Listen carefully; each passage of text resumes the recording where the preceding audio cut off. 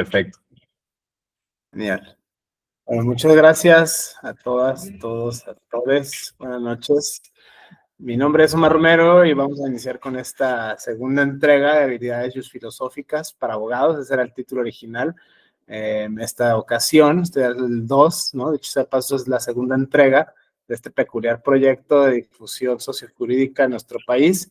Este intento autogestivo y autodidacta por precisamente llevar a más oídos contenidos que vienen de la filosofía del derecho, en este caso la relación con el derecho y los derechos humanos. Esta segunda entrega me acompaña mi colega y maestro, el maestro Andrés Felipe Lozoya. Andrés, buenas noches. Muy buenas noches, Omar. ¿Cómo estás? Buenas Muy noches a bien, todos. muy bien. Vamos a empezar con la presentación. Igual ahorita vamos a dedicar unos minutitos para conocernos rápidamente, para prácticamente abordar el discurso. Esto es la segunda entrega, la primera fue el año pasado, un proyecto autogestivo, inspirado en lo que muchos colegas ya lo hemos venido dialogando. Todo el mundo cita a autores de la filosofía del derecho o filósofos en el derecho sin jamás nunca haber leído un libro de ellos en su vida. Esa es una falacia discursiva, la falacia de la ignorancia y la falacia de la autoridad conjugadas, que en uno de los libros de Huberto Marrau, de Huberto Magó, se llama Los argumentos doxásticos, prácticamente es un texto que se llama Es lógica, es una teoría de la argumentación, igual se los comparto el texto, es un texto buenísimo sobre teoría de la argumentación. Precisamente uno de los argumentos falaces contemporáneos es los argumentos etóticos, viene del etos, de Aristóteles, desde luego, es prácticamente un argumento no deductivo, una falacia informal, que consiste prácticamente en creer algo porque alguien más lo cree. O sea, si yo digo, por ejemplo, Robert Alexi, Robert Nozick, Manuel Atienza, pero jamás nunca voy a decir en qué página, en qué apartado, en qué capítulo, en qué obra. O sea, muchas veces se argumenta de esa manera y nos dimos precisamente cuenta, Andrés, con esto y algunos colegas del doctorado en Derechos Humanos, de la maestría en Bioética del Centro Universitario de Tonalá de la Universidad de Guadalajara, que es donde prácticamente estoy por finalizar por fin mi doctorado en Derechos Humanos, y prácticamente la licenciatura en Derecho en el Centro de Estudios Jurídicos Carbonell, donde dicho sea de paso, pues Andrés fue mi maestro precisamente en la materia de amparo, y ahí en las clases y tal, o sea, ahora vamos a abrir como este diálogo, ¿no? Como fit que estamos haciendo Andrés y yo, que es precisamente la argumentación filosófica. Yo vengo de la formación filosófica, yo mi licenciatura y maestría son en filosofía precisamente, y después por pragmatismo pues entré a la carrera de Derecho, ¿no? Prácticamente me dolió mucho que nos separaran en el doctorado en Derechos Humanos a los abogados y a los no abogados, y entonces tomé la decisión de estudiar Derecho para saber de qué iba y tal. En ese aspecto, pues he tenido la dicha de conocer a gente maravillosa, pues todos ustedes aquí presentes, dicho sea de paso, pues es fruto de esto. Gracias a todas, a todos por ese apoyo. Y pues prácticamente esta es la segunda entrega de este proyecto, que insisto, surge como una crítica a la pedagogía como se nos enseña Derecho. Esto yo lo viví también, no sé, en la Suprema Corte, en la UNAM, en el Centro de Carbonell, en la Universidad de Guadalajara, muchos abogados, filósofos, abogados, prácticamente que muchos abogados hablan de filosofía, no sé, muchas veces de manera no tan profunda, que pues si bien está obligado a lo imposible, sí es deseable aumentar, digamos, el nivel de discusión en nuestro país. Precisamente surgió esto, Andrés, ahora será el turno de Andrés para que nos expliques esta precisamente como inclinación argumentativa, también tu formación y tal, respecto a esta, digamos, conjunto de falacias que encontramos en la operatividad del derecho. O sea, ese es digamos, el pretexto perfecto para hacer esto, desarrollar estas habilidades de pensamiento. El año pasado jugamos con la hermenéutica y filosófica, es clasiquísimo la hermenéutica filosófica secas, la hermenéutica teológica y desde luego la hermenéutica jurídica. Jugamos con textos prácticamente, uso el verbo jugar, porque prácticamente leímos, ¿no? Intercambiamos lecturas, o sea, nos tratamos de imponer como univocidad. Esta es la verdadera verdad absoluta y tal, o sea, jamás nunca va por ahí.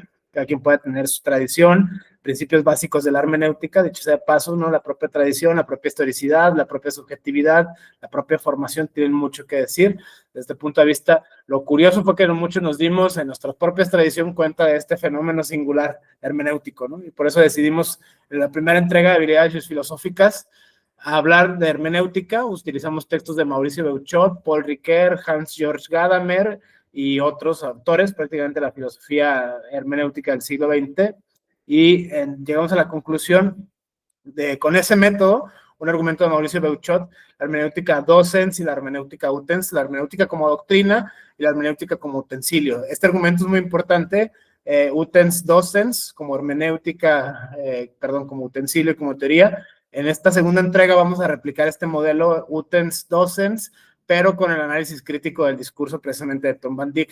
En ese aspecto es muy, muy singular esta premisa. Ya con este término, esta como breve introducción para ceder la palabra a Andrés y ahora a todos ustedes, como la motivación de este curso brevemente para tampoco dedicarle tanto tiempo y pasarnos a pasajes concretos de la obra de Van Dijk. Creo que es lo más interesante.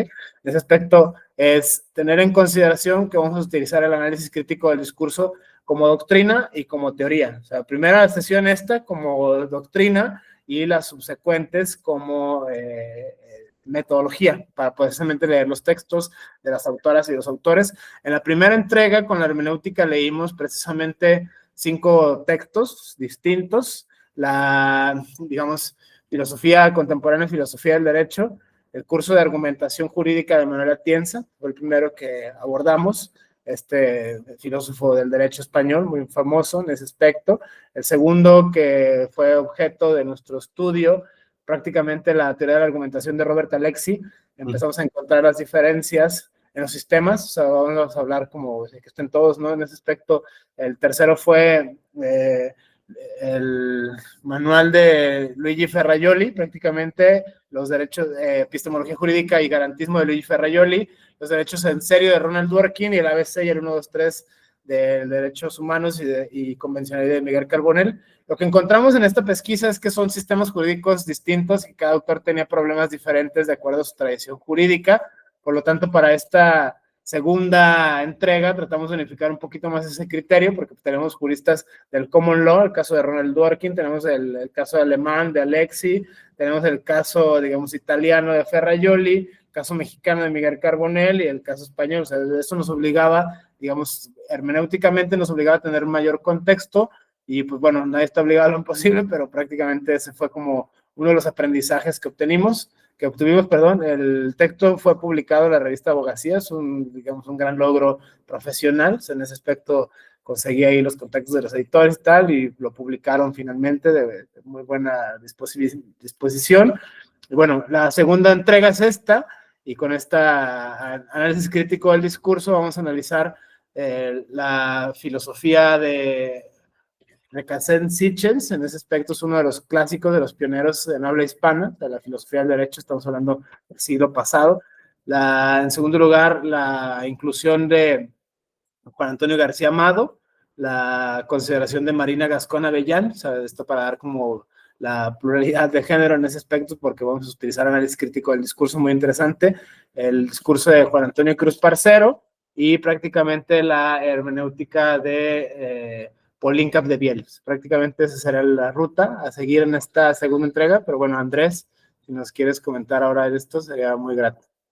Sí, precisamente para complementar un poco lo que nos compartió aquí el compañero, este proyecto, o al menos esta segunda entrega de este proyecto, también vienen enfocado como que en un proceso un poco dialéctico, ¿no? Vamos a encontrar un contraste, sobre todo en la manera en la que voy a yo postular mi perspectiva a la perspectiva de Omar. Como él ya les contó, él tiene una tradición mucho más filosófica, mientras yo, no me he presentado, pero yo casi todo mi proyecto de vida ha surgido a partir de la práctica del derecho, sobre todo en el tema, en la práctica judicial, en la aplicación. Yo, digamos, tuve un proceso contrario al que tuvo Omar, porque pues yo entré a la universidad pues buscando más que nada o teniendo intenciones pragmáticas, queriendo buscar una carrera, pues, me desarrollé a lo largo de las prácticas y pues ahí, digamos, estuve desarrollando entre comillas, muchas comillas, una especie de instinto jurídico, pero pues si realmente tener un respaldo sólido filosófico que pues apenas se está construyendo. Entonces, digamos, yo me fui adentrando ya un poco en una etapa posterior a mi práctica, a mis conocimientos jurídicos, a este tema, profundizar sobre lo que habla o las implicaciones de la filosofía del derecho. Y precisamente yo creo que fue en ese camino donde llegamos a este proyecto, donde buscamos hacer esta síntesis de la perspectiva de Omar como como persona preparada en la rama exclusivamente de la filosofía y además está apenas adentrándose en lo que es la rama jurídica, a yo que tengo los sesgos ya que implica mucho la práctica jurídica y que a su vez la filosofía del derecho quiere, por un lado, describir y por otro lado, normar, ¿no? Que es lo que nosotros vamos a ver acá o bueno, vamos a intentar de echar un vistazo así con los 5 autoras y autores que vamos a conocer. Vamos a leer, nosotros tenemos también la intención, obviamente, de compartir los textos que vamos a analizar en cada una de las sesiones.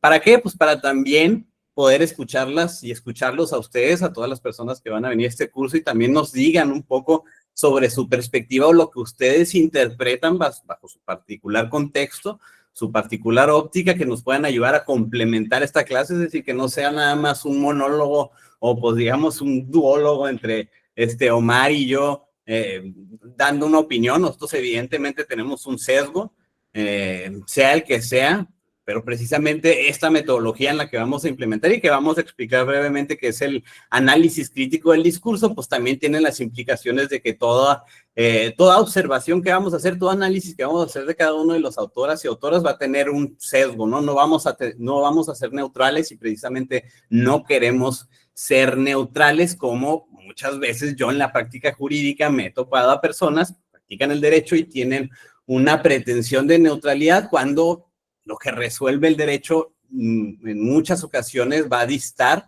o va a necesitar precisamente un complemento, ¿no? Alejado un poco de la neutralidad.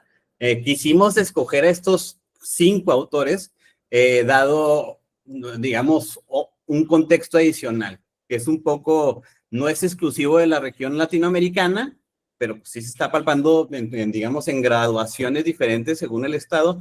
Estamos en una crisis de legitimación del derecho, en particular de legitimación de pues, las personas juzgadoras, ¿no? Las personas que, al fin y al cabo, de lo abstracto que son las leyes, de lo que involucran las leyes, que pues, también tiene su conformación, también tiene su propia problemática política, etcétera, etcétera, ¿no? O sea, lo que hacen las y los legisladores, pues tienen sus propios problemas de argumentación, etcétera, etcétera. Pero quienes eventualmente van a aplicar todas estas normas jurídicas, que son al fin y al cabo las personas juzgadoras que van a tener formalmente la autoridad para decir, oye, tú me vienes a traer aquí un problema, yo te lo voy a resolver de esta manera. ¿Por qué? Porque yo soy la autoridad. Digamos, ese engranaje en nuestro sistema jurídico actualmente está en crisis desde su legitimación originaria. Pues digo, vivimos en México y sabemos el proceso que acaba de ocurrir en cuanto a cómo llegan las personas juzgadoras a través del poder, cuál es su legitimación formal. Es decir, antes se sostenía la idea de, pues digamos, una idea meritocrática, carrera judicial, etcétera, y actualmente hay o se busca una pretensión de legitimación popular, ¿no? Democrática, pues. Entonces nos encontramos en esa crisis donde estas personas están buscando una manera de volver bueno, este sistema judicial está buscando alguna forma de volver a colocarse junto o acorde, congruencia con la sociedad. No vamos porque pues sería también demasiado ambicioso, analizar cuestiones, digamos, extra jurídicas, digámoslo así, respecto a esa crisis en particular, ¿no? Pues temas de corrupción, temas de falta de independencia, pues van a tener o tienen otros foros para analizarse. Aquí lo que queremos analizar en particular es el discurso de las personas juzgadoras. ¿Qué es el discurso? Pues las sentencias, las resoluciones que estas personas emiten. ¿Para qué? Para resolver, digamos, cuestiones desde las más mínimas hasta resoluciones de las propias Cortes Supremas, ¿no? Que resuelven cuestiones mucho más políticas y además que tienen efectos más generales a pues, un mero caso de algún litigio familiar, algún litigio mercantil.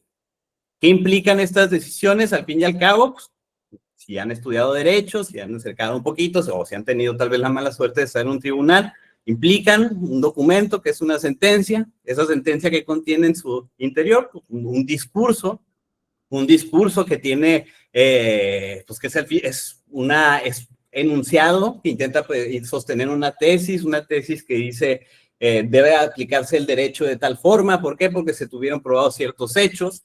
Es un discurso que contiene una serie de argumentaciones y precisamente la argumentación es, a mi parecer, el eje de todas las personas, o bueno, de todos los textos que vamos a revisar en estas 5 sesiones. Esta argumentación es a su vez un discurso normativo. Entonces, así nos ubicamos para esas sesiones. Digo, complemento un poco lo que nos expuso Omar sobre las personas de las que vamos a hablar. Luis Recasens Siches, que es digamos, un predecesor a mucho de lo que ahorita conocemos la teoría estándar de la argumentación jurídica. No sé si han escuchado hablar ustedes, si han adentrado un poco a hablar sobre los temas normativos, las diferencias entre reglas y principios, cómo los principios se resuelven cuando chocan entre sí, cómo esa resolución implica valoraciones en el sentido, implica, digamos, decisiones respecto de valores éticos, pues, etcétera, sobre moralidad, ¿no? Esto implica cuestiones mucho más lejanas a lo que antes se entendían que hacían los jueces, que era una aplicación mecánica de la lógica, como si fuera una máquina, ¿no? Si existe una norma que dice que X y A, ocurrió A, entonces se da X, ¿no? Y así se acaba todo tipo o hasta ahí llega el trabajo del juez o de la jueza.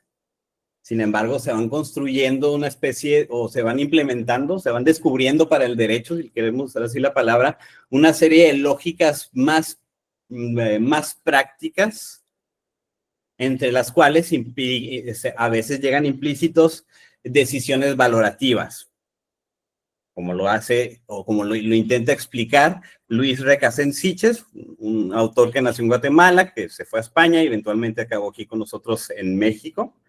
Vamos a hablar sobre, digamos, un conflicto que no es nuevo, pero pues actualmente existe de manera muy latente, tiene sus expresiones en la política, ese conflicto entre positivismo y naturalismo o moralismo. Lo vamos a ver, ya lo habíamos visto, bueno, en la entrega anterior, los autores que expuso o que revisaron con Omar tenían una fuerte tendencia, digamos, al neoconstitucionalismo, al moralismo.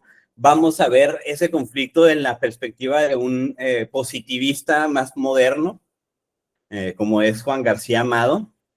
Yo creo que también lo vamos a contrastar con otro jurista, que es el doctor Cruz Parcero, que también lo ve desde una perspectiva de derechos humanos y con los cuales Omar va a poder complementarlo un poco.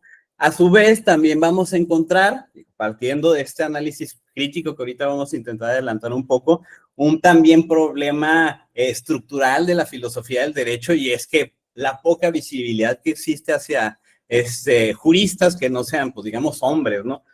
La problemática hasta se produce un poquito aquí, ¿no? Somos 2 hombres expositores en este foro. También hay que puntualizar, digamos, esa problemática, si lo queremos ver así.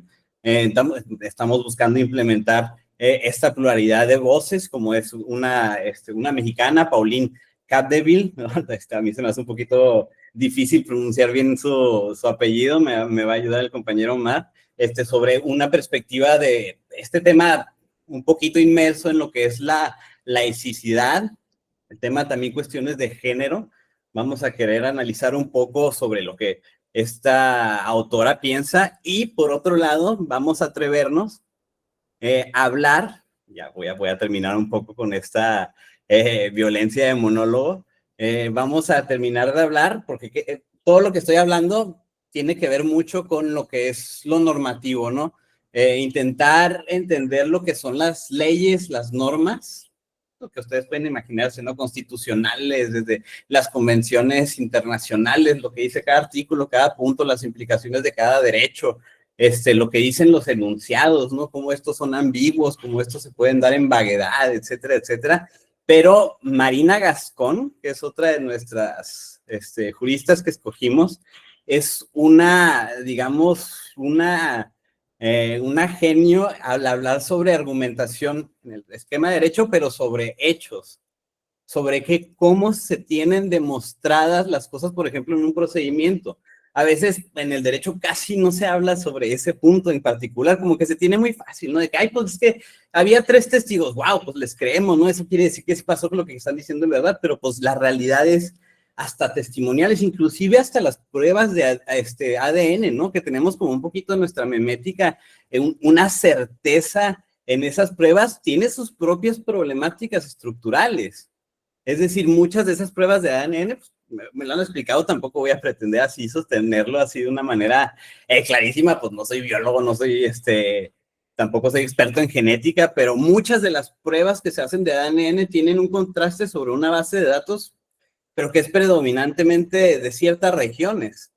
Y entre más, digamos, más alejadas de esos árboles genéticos se encuentra la persona, más impreciso es el resultado de la prueba genética. Imagínense las cuestiones estructurales que implica eso, ¿no? Pues digo, ¿cuáles son las personas que más acceso tienen a poder donar su plasma y que sea parte de ese esquema de DNA? Pues personas que están o pertenecen a un grupo dominante, ¿no? A un grupo mayoritario, etcétera, ¿no?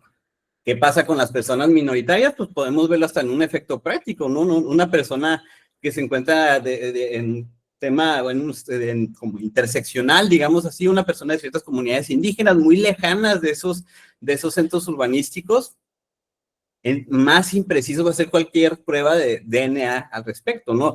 ¿Qué argumentaciones implica? ¿Qué tanto el juez o la jueza al resolver que una cosa está probada o no tiene que hacer? ¿Qué tanta está o dónde encontramos la solidez para que esos argumentos sean racionales en el sentido de que pues sean más aceptables para todas y a todas, ¿no? Pero en un contexto de verdadera, pues digamos, igualdad. Precisamente es donde ahí entra mucho del análisis o de los estudios críticos del discurso. Estamos hablando del discurso, acuérdense, estamos hablando aquí en particular sobre sentencias, ¿no? Sobre sentencias que ustedes, si estudian derecho o si ven las noticias, van a ver mucho qué es lo que resuelven, ¿no? En qué sostienen sus resoluciones, qué es lo que implica tanto, tal vez lógicamente, no lógicamente, y a su vez, discursivamente en un contexto de desigualdad. ¿Por qué? Porque son autoridades estas personas. Tienen, además de una autoridad simbólica de que, ay, yo soy personas jugadoras, pero también tienen una capacidad coercitiva, ¿no? Si no cumplen la sentencia, pues te va a ir un poquito de la fregada. En teoría. Entonces vamos a encontrar ese contexto. No sé, Omar, o bueno, no sé si alguien tiene algún comentario, sobre todo alguna expectativa, ¿no? De este curso, de lo que pudieron ver. Nos encantaría escuchar a las presentes, a ver cuál es su opinión. Está lo más breve, ¿no? Lo primero que se les ocurra, con gusto, para poder establecer un diálogo.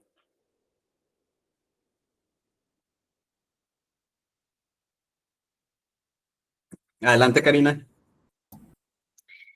Bueno, buenas noches.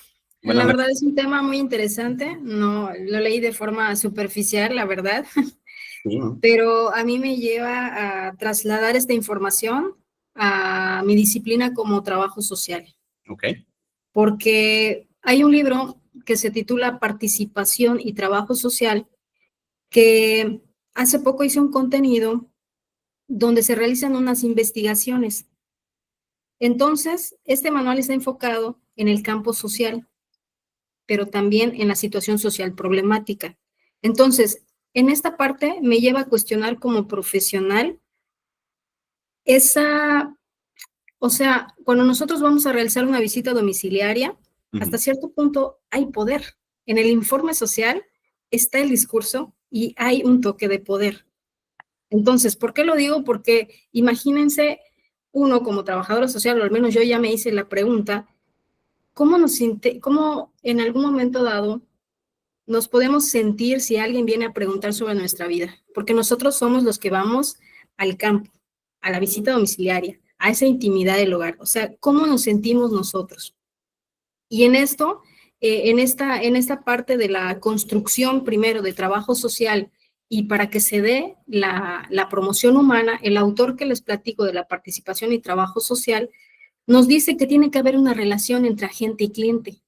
Es lo que a mí me llama la atención, porque durante esa investigación hay dos posiciones, agente y cliente, y que el agente es el único que va a poder realizar ese cambio.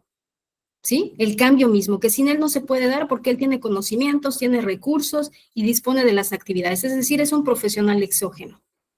Entonces yo me pongo a pensar, en verdad hay poder, o sea, tenemos un discurso, por eso tenemos que tener como que más tacto al momento de una intervención profesional. Esto es lo que me lleva a pensar pues esta lectura, digamos, superficial que le hago por la falta de tiempo, porque en realidad la clientela, ¿cómo queda? Como aquella que usufructúa la acción transformadora. O sea, está pasiva, está solamente receptiva y expresa una imposibilidad de actuar, pero a pesar de que esté pasiva, también está participando, pero desde las decisiones de los otros. Entonces dice el autor, para que se pueda dar esa promoción humana, lo que tiene que haber es un nexo fundamental, y ese nexo es la dinámica, y ese elemento constitutivo es la población. ¿Por qué? Porque hay una situación real, viva, dinámica, y no repleta de actividades preestablecidas. Entonces, a esto me llevó a trasladar este libro, a trasladarlo a trabajo social. Yo como profesional digo, en el informe es poder, la parte escritural es poder. Entonces, ¿hasta dónde llegamos como profesionales? Esa sería una de mis primeras participaciones porque también me llevó a otras más. Gracias. No, muchísimas gracias, Karina. A mí se me hace súper interesante. No sé qué, bueno, primero no sé si Omar tienes algo para comentar respecto de lo que nos dijo Karina. Igual, Mónica, Nikki, si quieren alguna participación para precisamente cerrar nota de página, dale, Nikki, échale. Muchas gracias. En el caso de las sentencias, pues ya ahorita estamos analizando esta parte que hay un discurso. Sí, es un discurso que, bueno, de alguna manera ese discurso está fundado o implica un argumento, ¿no? Un argumento implícito que de alguna manera determina el resultado del caso del que se esté tratando, ¿no? Sin embargo, eso sería por un lado, es decir, el resultado que se está determinando sobre el caso. Y por otro lado, también me lleva al análisis de ese argumento, del cual, bueno, en algún momento, bueno, podría ser sujeto de amparo en caso de que, pues, no esté bien argumentado o incluso haya algún por ahí una laguna legal que pueda permitir objetar, ¿no? Que pueda permitir, ahora sí, invalidar, entre comillas, esa sentencia. Sin embargo, a mí me llama mucho la atención esta parte de la argumentación, de cómo lograr poder analizar ese argumento que ya está en una sentencia. Eso fue lo que más ahorita dentro de lo que nos explicaron de cómo va a ir este curso, ¿no? Me llamó muchísimo la atención esto, porque, bueno, el argumento es la parte esencial de un abogado y sobre todo ahora que, bueno, los juicios ya son orales en algunos casos y en algunos estados también, porque no en todos lados se ha concretado todavía las salas orales, ¿no? Entonces, o en algunas materias. Pero esto me llama muchísimo la atención porque si yo sé argumentar o si yo sé analizar un argumento, puedo decidir qué hacer, ¿no? Sobre todo en una teoría del caso, en una situación que se esté revisando. Entonces, en eso sí me encantaría, bueno, a lo mejor y profundizar más, y es una de mis expectativas de alguna manera, o de lo que espero de este curso, poder analizar esas sentencias para que yo pueda decir, ¿saben qué? Vamos a entrarle por este otro lado, porque esto no está bien argumentado o le faltó esto, y eso es una parte primordial para el abogado, poder identificar esas ausencias que existen en esas sentencias. Gracias. No, gracias a ti. Sí, igual y antes de comentar, hacemos el ejercicio. No sé si Mónica tiene algo que comentar o si no, no hay problema, ¿no? Sí, no, pues la verdad que no tengo muchas expectativas, o sea, creo que vengo justo de que a aprender, a escuchar. Me parece muy interesante el tema del discurso, también de poder en tribunales. Yo sí tuve la desgracia de estar trabajando un par de años en un tribunal, entonces sí, sí, me parece interesante y pues eso, gracias. No, muchas gracias a ti. Rápido, si me permites, Omar, o sea, nada más para complementar o digamos complementar lo que aquí muy amablemente nos compartieron. Sobre todo a mí me parece súper interesante las implicaciones de esta dinámica de poder que tiene una autoridad formalmente, pudiera ser hasta del lado normativo, hasta, digamos, desde un lado simbólico, una trabajadora social, un trabajador social, que llega y, como dices, ejerce una especie de discurso que necesariamente, ¿no? Implica una, pues vamos, tal vez no queremos usarlo tanto a la ligera, pero una especie de violencia, ¿no? O sea, una implicación sobre la información, o te quiero sustraer información, ¿no? Evidentemente no maliciosamente, pero pues, en la psicología de cualquier persona, pues sí implica una especie de invasión, ¿no? Y estas también son, digamos, las implicitudes de cualquier sentencia judicial, ¿no? Sí, existe la palabra implicitudes, ya ves que de repente a veces uno en su discurso intenta usar estas herramientas retóricas de inventarse palabras así en el momento, ¿no? Pero, pues las propias decisiones judiciales, que va a ser mucho de la materia que queremos analizar o partir, o verlas desde esa óptica de lo que implica ese discurso. A mí me gustaría traer así rápidamente a colación el tema de las consultas a personas con discapacidad, ¿no? Y la asociación de si este derecho humano a estas personas es meramente un requisito formal, donde si una autoridad dice, no, pero está bien esta ley que se haya emitido sin consultarte, porque pues yo sé que te está beneficiando esta ley, y dejamos a un lado este derecho como una especie de mera formalidad en lugar de lo que implica sustancialmente esta manera de colocar a personas de un grupo netamente dominado, ¿no? Una persona con discapacidad o personas con discapacidad, incluirlas verdaderamente en la conversación, y no nada más decirles, oye, pues yo sé lo que es mejor para ti, no te preocupes, ¿no? Sino, pues, espérate, yo no te puedo decir lo que es bueno para ti porque yo no he tenido tu experiencia, yo no he tenido tu contexto. Digamos, yo soy parte de un grupo que domina, yo tengo los privilegios que implican esas cuestiones. Por el lado de lo que nos dice la compañera Nikki, por supuesto que vamos a tomar en cuenta o analizar, vamos a partir mucho de lo que implica la argumentación, la reconstrucción de argumentos, lo que implica, pues, o las implicaciones de que un argumento, sobre todo en el ámbito de lo jurídico, se sustenten en puras estructuras lógico-formales, que las premisas, la premisa mayor, la premisa menor, la conclusión, o todas las implicaciones que conllevan no solo mantenerlo en esa mera cuestión estructural, ¿no? Sino que, oye, tú dices que esta ley se interpreta de esta manera, pero ¿por qué lo dices? Porque lo dice textualmente, pues yo lo interpreto de esta forma, ¿no? O ¿por qué dices que lo interpretas y me dices que ocurrieron estos hechos? ¿De dónde te sacas eso? ¿Por qué te lo crees, no?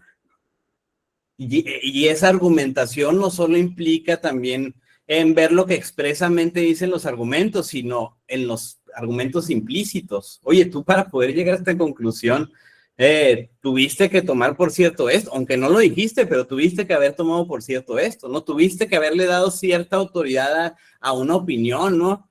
Y en realidad esa opinión no nació de alguna, o no tiene un fundamento racional aceptado por ti, por mí. En realidad esta cuestión salió porque es lo que tú crees que es justo. Lo que tu visión, tu ética dice que es justo, y lo que tú dices que es justo no necesariamente es justo para mí. Tú vives en otro contexto, volviendo al análisis crítico del discurso. Tú tienes sesgos.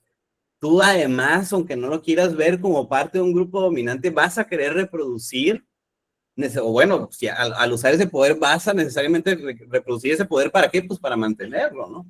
No porque seas mala persona, no porque seas el mero diablo, pero pues es parte de la naturaleza de lo que queremos explicar. Y pues, Omar, no sé si ya quieres empezar para analizar este tema de esta óptica, o bueno, vamos a explicar como que el sesgo que vamos a tener a lo largo de estas 5 sesiones, si lo queremos ver así. No sé si tú tienes otra manera de explicarlo, Omar. Justo antes me gustaría introducir a Luis. Buenas noches, estamos en la sección de introducción de presentación. Si quisieras acompañarnos, Andrés, esta dialéctica que estamos dando, precisamente la habilidad filosófica y la práctica que tienes, Andrés, como operador jurídico en el Poder Judicial Federal, o sea, prácticamente en la materia de amparo, dicho sea de paso, fue mi maestro de amparo.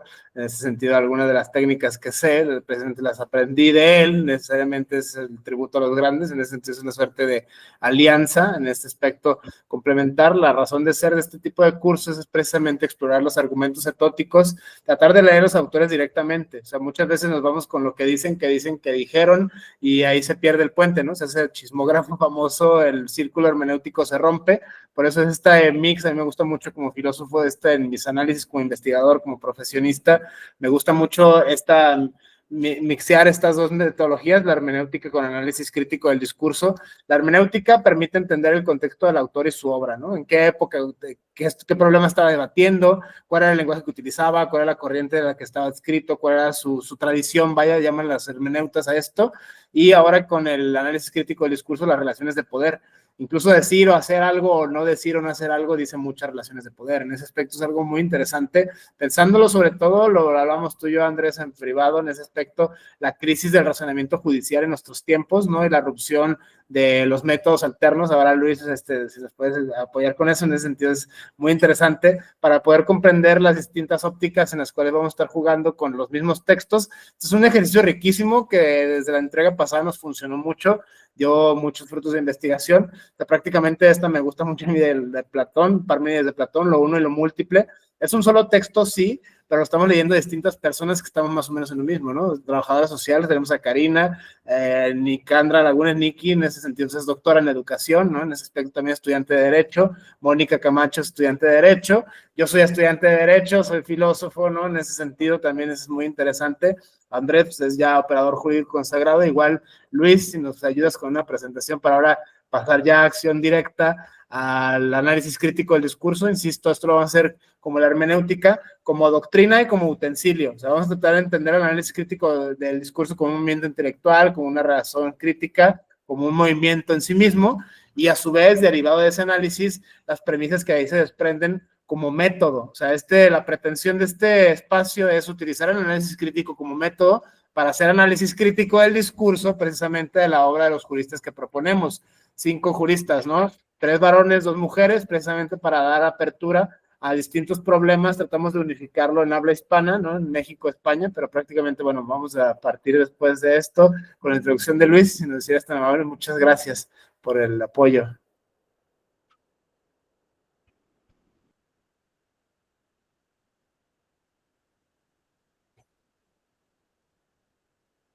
A ver si no. Ahí va.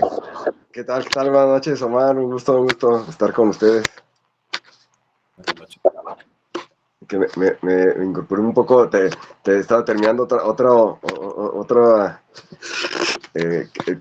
clase que tengo ahí de un diplomado, pero dije, bueno, todavía es tiempo para alcanzar a reunirme ahora aquí a estas sesiones de habilidades filosóficas. Y ahora y gracias, Omar, gracias ahí por compartir el foro. No, pero más bien estoy atentos ahí a toda pues, la experiencia ahí también de Andrés y más. Casi desde la vez pasada que le escuché en aquella primera charla, se me hizo muy interesante igual y ver o analizar a la argumentación, pero de veras uno escucha la referencia de los autores, pero bueno, no hay nada como ahora sí analizar directamente, y uno lo refiere, ¿no? Y hasta lo cita y lo recita de quien lo escuchamos, de oídas, pero bueno, qué interesante es escucharlo directa, o saber directamente el origen, ¿no? De dónde está, en dónde dice de dónde viene, en qué texto, como dicen, en qué página, en qué obra exactamente, pues refieren estos autores lo que se ha replicado tanto para tenerlo pues de manera acertada. Y pues un gusto aquí estar, Omar. Bueno, gracias. Bueno, a Luis lo conocí en el diplomado como docente de utilizar métodos alternos de solución de controversia. Sí, así es. De hecho, cuando nos conocimos en un foro, hay un diplomado de mecanismos alternativos de solución de controversias. Ya tengo, mi formación de origen es en el campo del derecho. Sin embargo, tengo algunos años ya en este tema de los mecanismos alternativos de solución de controversias, que sabemos que pues, es una pues, materia multidisciplinaria relativamente nueva en México, que tiene pues digo, o da la posibilidad, ¿no?, de acceder a la justicia a través de otros procedimientos diversos al ámbito jurisdiccional, pero bueno, de una u otra forma, esta materia multidisciplinaria pues sí tiene dos grandes aspectos, que uno es la parte técnica del desarrollo de habilidades, y que lleva a cabo una persona mediadora, una persona facilitadora, como se llama hoy en día, pero también tiene todo un contexto jurídico, porque bueno, finalmente los acuerdos a los que llegan las partes finalmente pues son actos jurídicos, ¿no? Entonces, ahí es donde, bueno, cobra relevancia también todo este aspectos jurídicos, y también adicional a ese tema, les comparto, dentro de este mismo campo de los mecanismos alternativos, me ha tocado estar en diferentes áreas, y como por ejemplo una coordinación jurídica en la que, bueno, ahí de una u otra forma pues es desde ese contexto de los métodos alternos, pero hay que estar en diferentes pues escenarios. Incluso uno de ellos es el campo precisamente, digo, no es como el juicio de amparo en la materia fiscal, ¿no?, que son temas pues sí casi masivos, pero sí acá sí ha habido algunos casos que han llegado a estas instancias, y han resultado algunos criterios, digo, no tan cuantiosos como en otras materias, pero muy, muy interesantes al respecto. Entonces sí, pues estoy atento, y en lo que pueda aquí también aportar con gusto en estos temas de métodos alternos también. Sí, gracias. Claro, es una materia los alternos, sobre todo en ese tema de la responsabilidad.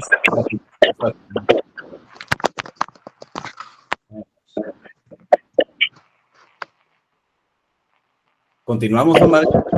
Sí, Directo al tema. Vamos a el micro, Luis. Oye, Luis, se quedó su micrófono. Ahí está, perfecto. Perfecto. Ahí está. Gracias. Ya. Genial. El tema, bueno, vamos a continuar. La segunda entrega, entonces, de esta habilidad filosófica. Gracias, Luis. Gracias, Nicky, Mónica. O sea, ya tenemos más terreno de donde cortar, precisamente la intertransmultidisciplinariedad, ¿no? Hace unos días hablaba precisamente con el doctor Imer Flores del Instituto de Investigaciones Jurídicas de la UNAM. Y una de las premisas que me parece rescatables de este diálogo con el doctor Imer es precisamente el diálogo entre poderes. O sea, a propósito del poder, análisis crítico del discurso. Si tuvieron la dicha de leer la lectura, si no, prácticamente vamos a revisar proporcionalmente los contenidos ahora. Los primeros 3 capítulos prácticamente hablan de cómo se ejerce en el poder. Pienso, por ejemplo, en Michel Foucault. El poder se ejerce, ¿no? O sea, prácticamente es la invitación a hacerlo. Y la forma más tajante de denotarlo es a través del discurso. Prácticamente la hermenéutica y el análisis crítico del discurso se ponen de manifiesto siempre, sobre todo en el ámbito jurídico. O sea, ahora que tenemos aquí a Andrés desde la jurisdicción prácticamente del sistema tradicional, Luis desde el sistema, digamos, más nuevo de alternos de controversias, y prácticamente los factores extrajurídicos, ¿no? Nicky desde la pedagogía, o sea, prácticamente el derecho, la filosofía, y ahora que estaba Carl desde el trabajo social. Este aspecto es muy interesante. Y esto solo es el pretexto, ¿no?, para hablar de los mismos problemas. Insisto, esta intuición del Parménides de Platón me gusta a mí mucho, el análisis crítico del discurso. Pasamos entonces, como insisto, al análisis de la obra de Van Dijk. O sea, de toda esta, sigue vivo. O sea, esta premisa a mí me gusta últimamente más, el diálogo con los vivos. O sea, prácticamente si te pueden reclamar, si les puedes reclamar, etcétera. Oiga, su paper no me gustó, ¿qué quiso decir aquí? O sea, ya no te vas a pelear con Foucault, ya no te vas a pelear con Aristóteles, con Nietzsche. O sea, prácticamente pues ya están muertos, ¿no? En ese sentido sí son inmemorables del pensamiento occidental. De leerlos es una dicha, los clásicos siempre están vivos, pero creo que mejor y más útil ahora resulta muy posmoderno desde ese punto de vista, si quieren, atender al presente, ¿no? A la historiografía del presente, prácticamente es esto. Todos los autores que están en análisis, salvo Recalcent-Sitches, están vivos. O sea, en ese aspecto es esta línea, digamos, argumentativa. ¿Por qué llevar a Luis Recalcent-Sitches? Porque prácticamente como pionero de toda la apertura a este diálogo de la filosofía, ¿no? En ese aspecto, los grandes problemas de la verificación epistemológica de la filosofía con los grandes problemas de la validación discursiva del derecho. Encontramos este problema, Andrés y yo, y muchos ahora en el presente, la crisis del razonamiento judicial en nuestro país. Y no solo en nuestro país, no solo ha sido algo muy mexicano, puede ver a la mexicana, pero a la mexicana pues tiene muchas connotaciones, sobre todo 3 cosas peculiares que a mí me parecen dignas de análisis con el análisis crítico del discurso. La irrupción de la política en el derecho, la primera de ellas. O sea, en ese sentido, la gran premisa de por qué se ocupan cargos, de por qué se denota el poder, por qué prácticamente se hace, porque no son las reglas jurídicas, son las reglas políticas. En ese aspecto hay que reconocerlo. La segunda, la irrupción del populismo y las derechas en todo el mundo, no solo México, no solo América Latina. Esto es muy importante, sobre todo pensarlo en materia de derechos humanos, por las regresiones y el principio del constitucional plasmado en el primero constitucional, la progresividad de derechos, ¿no? O sea, en ese sentido, parece que vamos para atrás en muchos de esos derechos. Independencia judicial, voy a poner 3, el top 3 que a mi juicio es lo más alarmante: la independencia judicial, el debido proceso y los logros del feminismo y las teorías queer, por ejemplo, con los derechos sexuales y reproductivos, parece que va para atrás. En aras de un conservadurismo, en aras de un fundamentalismo, creo que una herramienta discursiva útil es precisamente el análisis crítico del discurso para empezar a hacer, digamos, una especie de resistencia simbólica ante estos embates de las élites. Las élites les llama Van Dijk en su texto prácticamente las élites de producción de sentido. Pienso periodistas, pienso burócratas, servidores públicos, juristas, pedagogos, o sea, prácticamente todos nosotros aquí en distintas facetas de nuestra vida somos, digamos, ejercedores de este poder simbólico, ¿no?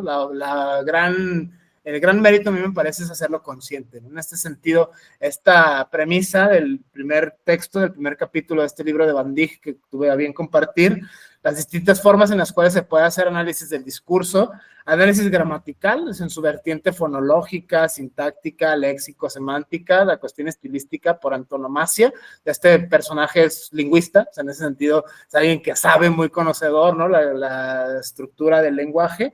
Esa es la primera. La segunda, las relaciones pragmáticas de los actos de habla. Esto recuerda pues, a John Austin, a Searle, toda esta gente que habla de la pragmática, de la filosofía del lenguaje, el famoso giro lingüístico de la filosofía del siglo XX, la filosofía analítica, todo este gran auge que tuvo. Hart y otros grandes juristas fueron grandes pioneros de la filosofía analítica en ese aspecto, de analizar el debate, el lenguaje jurídico. Esto hace gran resonancia en este análisis, o sea, si lo vemos de la pragmática, el hacer cosas con palabras, por ejemplo, ¿no? Lo hablabas hace rato, Andrés, la performatividad que tiene el discurso jurídico. Pensemos que si es el mismo discurso jurídico, es un argumento de Manuel Atienza, pero tiene distintas implicaciones pragmáticas en distintos foros. Por ejemplo, no es lo mismo una decisión judicial que una recomendación de la CNDH, que una recomendación en los medios, una opinión, por ejemplo, por cualquiera de nosotros. Si bien es el mismo lenguaje jurídico, son los mismos artículos citados, son las mismas fuentes del derecho, no tienen el mismo grado de repercusión, digamos, obligatoriedad jurisdiccional, ¿no? En ese sentido, jurídica, o sea, no tienen el mismo alcance, ¿no? Dicen los sabios, no tienen los mismos dientes, ¿no? En ese aspecto es muy interesante ver estas facetas. Otra, la cuestión retórica, lo decían hace rato, ¿no? O sea, sobre todo cuando vemos la obra de Marina Gascón, la prueba del razonamiento judicial. O sea, no solo es qué, sino cómo y desde dónde y para qué. O sea, en ese sentido, ustedes que han, no sé, operadores jurídicos lo sabrán mejor que yo, o sea, en ese aspecto, cuando se defiende o cuando se ataca, ¿no? En ese sentido, desde la postura, la teoría del caso, por ejemplo, la ética discursiva, ¿cuál verdad quiere? ¿La verdad o la verdad jurídica? ¿No? En ese sentido, es fascinante ese problema ético que tiene que ver con el análisis retórico, la estilística, es decir, cómo se utiliza esto, ¿no? Enunciados cortos, enunciados largos, la escritura barroca, lectura fácil. La Suprema Corte y otras instituciones han apostado por eso. O sea, en ese aspecto, el análisis semántico y el análisis pragmático, o sea, cómo se dan relaciones vivas de poder. Sin embargo, no sé, Andrés, en ese aspecto, esta cuestión me parece muy interesante resaltarla a la luz de Van Dijk. A mí me gustaría así matizar un poco esta perspectiva de lo que estamos hablando, porque si leen el texto, digo, pues, o sea, perfectamente está abierto, que quisimos tal vez no reducir por lo un poquito más reducido que va a ser esta sesión. Ya la próxima sí vamos a proyectar y poder leer juntos el texto, pero sobre todo en esta metodología que vamos a utilizar, tenemos que tomar mucho en cuenta, matizando lo que dice Omar, que vamos a hablar, estamos partiendo obviamente de jus, del derecho, pero como bien lo dice, el discurso jurídico se reproduce o tiene diversas maneras de reproducirse, como bien dice, hasta el propio discurso jurídico que da lugar a la creación de las normas que también van a ser la base del razonamiento de las sentencias, pues va a ser muy distinto al propio razonamiento judicial. No hace falta ver en cualquier país, pero también en el nuestro, cómo funcionan mucho la retórica, digamos, teatral, o sea, la manera de exponer, que se ponen a gritar en un podio, se ponen a pelear, se ponen a, entre comillas, dialogar, y esto da lugar a la generación de un dictamen, pero pues que en realidad lo elaboran otras personas que están, digamos, tras bambalinas, etcétera. La manera en la que un documento, por ejemplo, del Poder Ejecutivo, si un documento de algún oficio de cualquier organismo de gobierno, pues va a tener una argumentación distinta porque tienen un objetivo distinto. Oye, yo quiero alcanzar algo, yo quiero materializar algo. En derecho se le llama un acto administrativo. La argumentación que implica la creación de ese acto administrativo va a tener una cierta retórica. ¿Por qué? Porque pues, no va a tener realmente un interés de que, pues, a ver, ¿tú qué opinas, no? Pues hasta muchas veces, mucha jurisprudencia se trata de que, oye, pues además de decir todo lo que vas a decir, la violencia simbólica, la violencia epistemológica, que a veces implica leer un maldito oficio de gobierno donde están un conglomerado de números que pues, difícilmente hasta lo puedes leer, uno se queda un poco visco buscando cada uno de los artículos, buscando si realmente existe un razonamiento. Son diferentes a tal vez un razonamiento judicial, en donde, pues, digamos, están resolviendo, pero también con sus propias problemáticas, digamos, para resolver una controversia. Ya tengo a dos partes peleándose y probablemente voy a resolver por una parte, pues tengo que explicarle a la otra por qué me la voy a fregar, ¿no? En pocas palabras, va a tener una audiencia distinta, diría Chaim Perelman. En el momento de la argumentación también va a funcionar conforme a la audiencia, conforme a los fines de esta argumentación. Es diferente yo argumentar para decirle a alguien que le dé like a mi post de Instagram, a argumentar para decirle a alguien que vaya y se plante en medio de la carretera para protestar, ¿no? O sea, pues voy a tener que usar diferentes herramientas retóricas, pues pasa igual con una sentencia, ¿no? Y todas las implicaciones que eso conlleva. Obviamente, la implicación con este autor de Van Dyck es entender que estos discursos tienen implícitos esta relación o esta dinámica de dominación entendida como grupos, como un choque entre un grupo que domina sobre un grupo dominado. Entonces, Van Dyck nos habla de estas élites simbólicas entre los cuales se encuentran por los tribunales, que tienen como base de su autoridad, porque también todo poder tiene una base, como bien dice el propio autor, que puede ser la riqueza, que puede ser pues pertenecer a un determinado grupo. Entre otros también está pues la propia autoridad formal, quizás una autoridad coercitiva en el sentido de que pues yo sé que si no cumplo pues va a venir la policía, que la policía tiene armas, ¿no? O sea, también tiene esa implicación, ¿no? Y una autoridad de conocimiento. Se asume que la persona que nos resuelve pues, conoce por lo menos el sistema jurídico, y además ya conoce lo que opinan las partes, lo que probaron las partes. Conoce, trayendo a Medina Gascón, cómo funciona la prueba, la racionalidad de la prueba, cómo funcionan los sesgos que tienen las personas. Oye, pues se hablan mucho de las testimoniales, por ejemplo, de personas testigos. Pues él dijo esto. Sí, pues él estuvo ahí, ¿no? Por ejemplo, pues yo a veces ni me acuerdo qué desayuné. Y cuando me preguntan, pues yo lo digo con mucha seguridad, pues desayuné huevito con jamón. No, seguramente tal vez desayuné queso cottage, nada más un café y un gansito, ¿no? O sea, y quiero ocultarlo, ¿no? También vienen esas implicaciones. Omar, no sé si que seguimos. Sí, este tema es interesantísimo.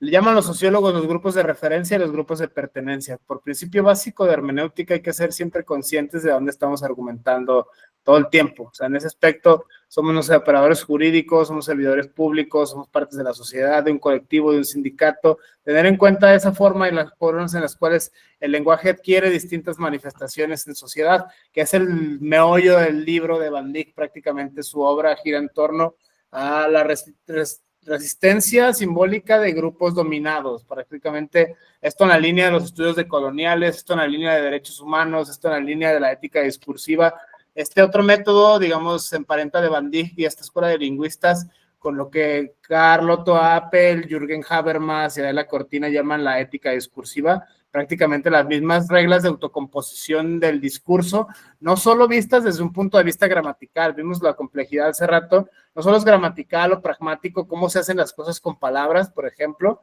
qué es lo que hace que un grupo sea poderoso y ejerza el poder, prácticamente es una de las preguntas filosóficas de las que están detrás de esto, y prácticamente la respuesta a la que llega Van Dijk en sus pesquisas como lingüista es prácticamente señalar los abusos del discurso, o sea, cómo se legitiman no solo las instituciones, no solo las costumbres, no solo el derecho, la teología, la filosofía, la ciencia, y un largo etcétera. Todos estos temas son predilectos de la posmodernidad filosófica, porque prácticamente ponen de manifiesto la posmodernidad como filosofía, pone de manifiesto la muerte de los relatos, la muerte de los discursos, la muerte de Dios, ¿no? Lo llamaba ya Nietzsche.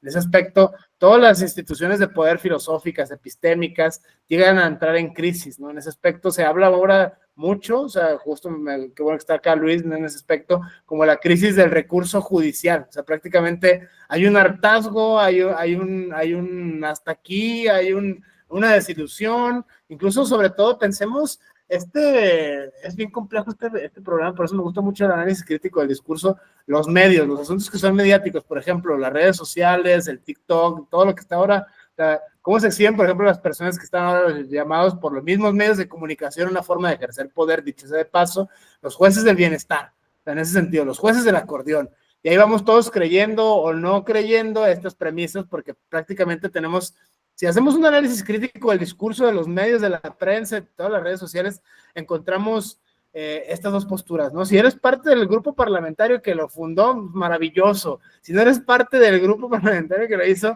el apocalipsis, ¿no? Pensemos, por ejemplo, el gran ahora actual vigente, no me dejarán mentir, la reforma a la ley de amparo. O sea, en ese aspecto, grandes éxitos, ¿no? De este país. O sea, no solo los medios, o sea, piensen todo a favor o en contra. O sea, no vamos a tratar de ser sana epogé como los fenomenólogos, a lo Edmund Husserl, no tomar ni postura ni a favor ni en contra, ser de epogé, simplemente estamos analizando el fenómeno, o sea, en ese aspecto, cómo, hasta qué punto se puede llegar a ser neutral, ¿no? En ese sentido es la gran pregunta, como persona juzgadora, como persona facilitadora, en ese sentido, es como tomar distanciamiento ante estos discursos de poder, porque nosotros también podemos ejercer la violencia epistémica de la que habla, por ejemplo, Spivak, ¿no? En este sentido, se puede ejercer la forma de dominación cultural, o sea, prácticamente lo que perseguimos en este foro, en este círculo de lecturas, de llamarlo de alguna manera, es hacernos conscientes de este método para poderlo ver, por ejemplo, los sesgos que hablabas, Andrés, ¿no? De eso es hermenéutica y análisis crítico del discurso mixtos, género, etnia, raza, clase, o sea, prácticamente, ¿dónde estudiaste? No es lo mismo, no sé, alguien de la Ibero que alguien del ITAM, alguien del ITESO que alguien alguien que no sea del ITESO, ¿no? En ese sentido, puede ser muy ingenuo, puede ser sin tampoco coquetear con clasismos, sin tampoco coquetear con ninguna, digamos, tendencia a la discriminación endógena o exógena.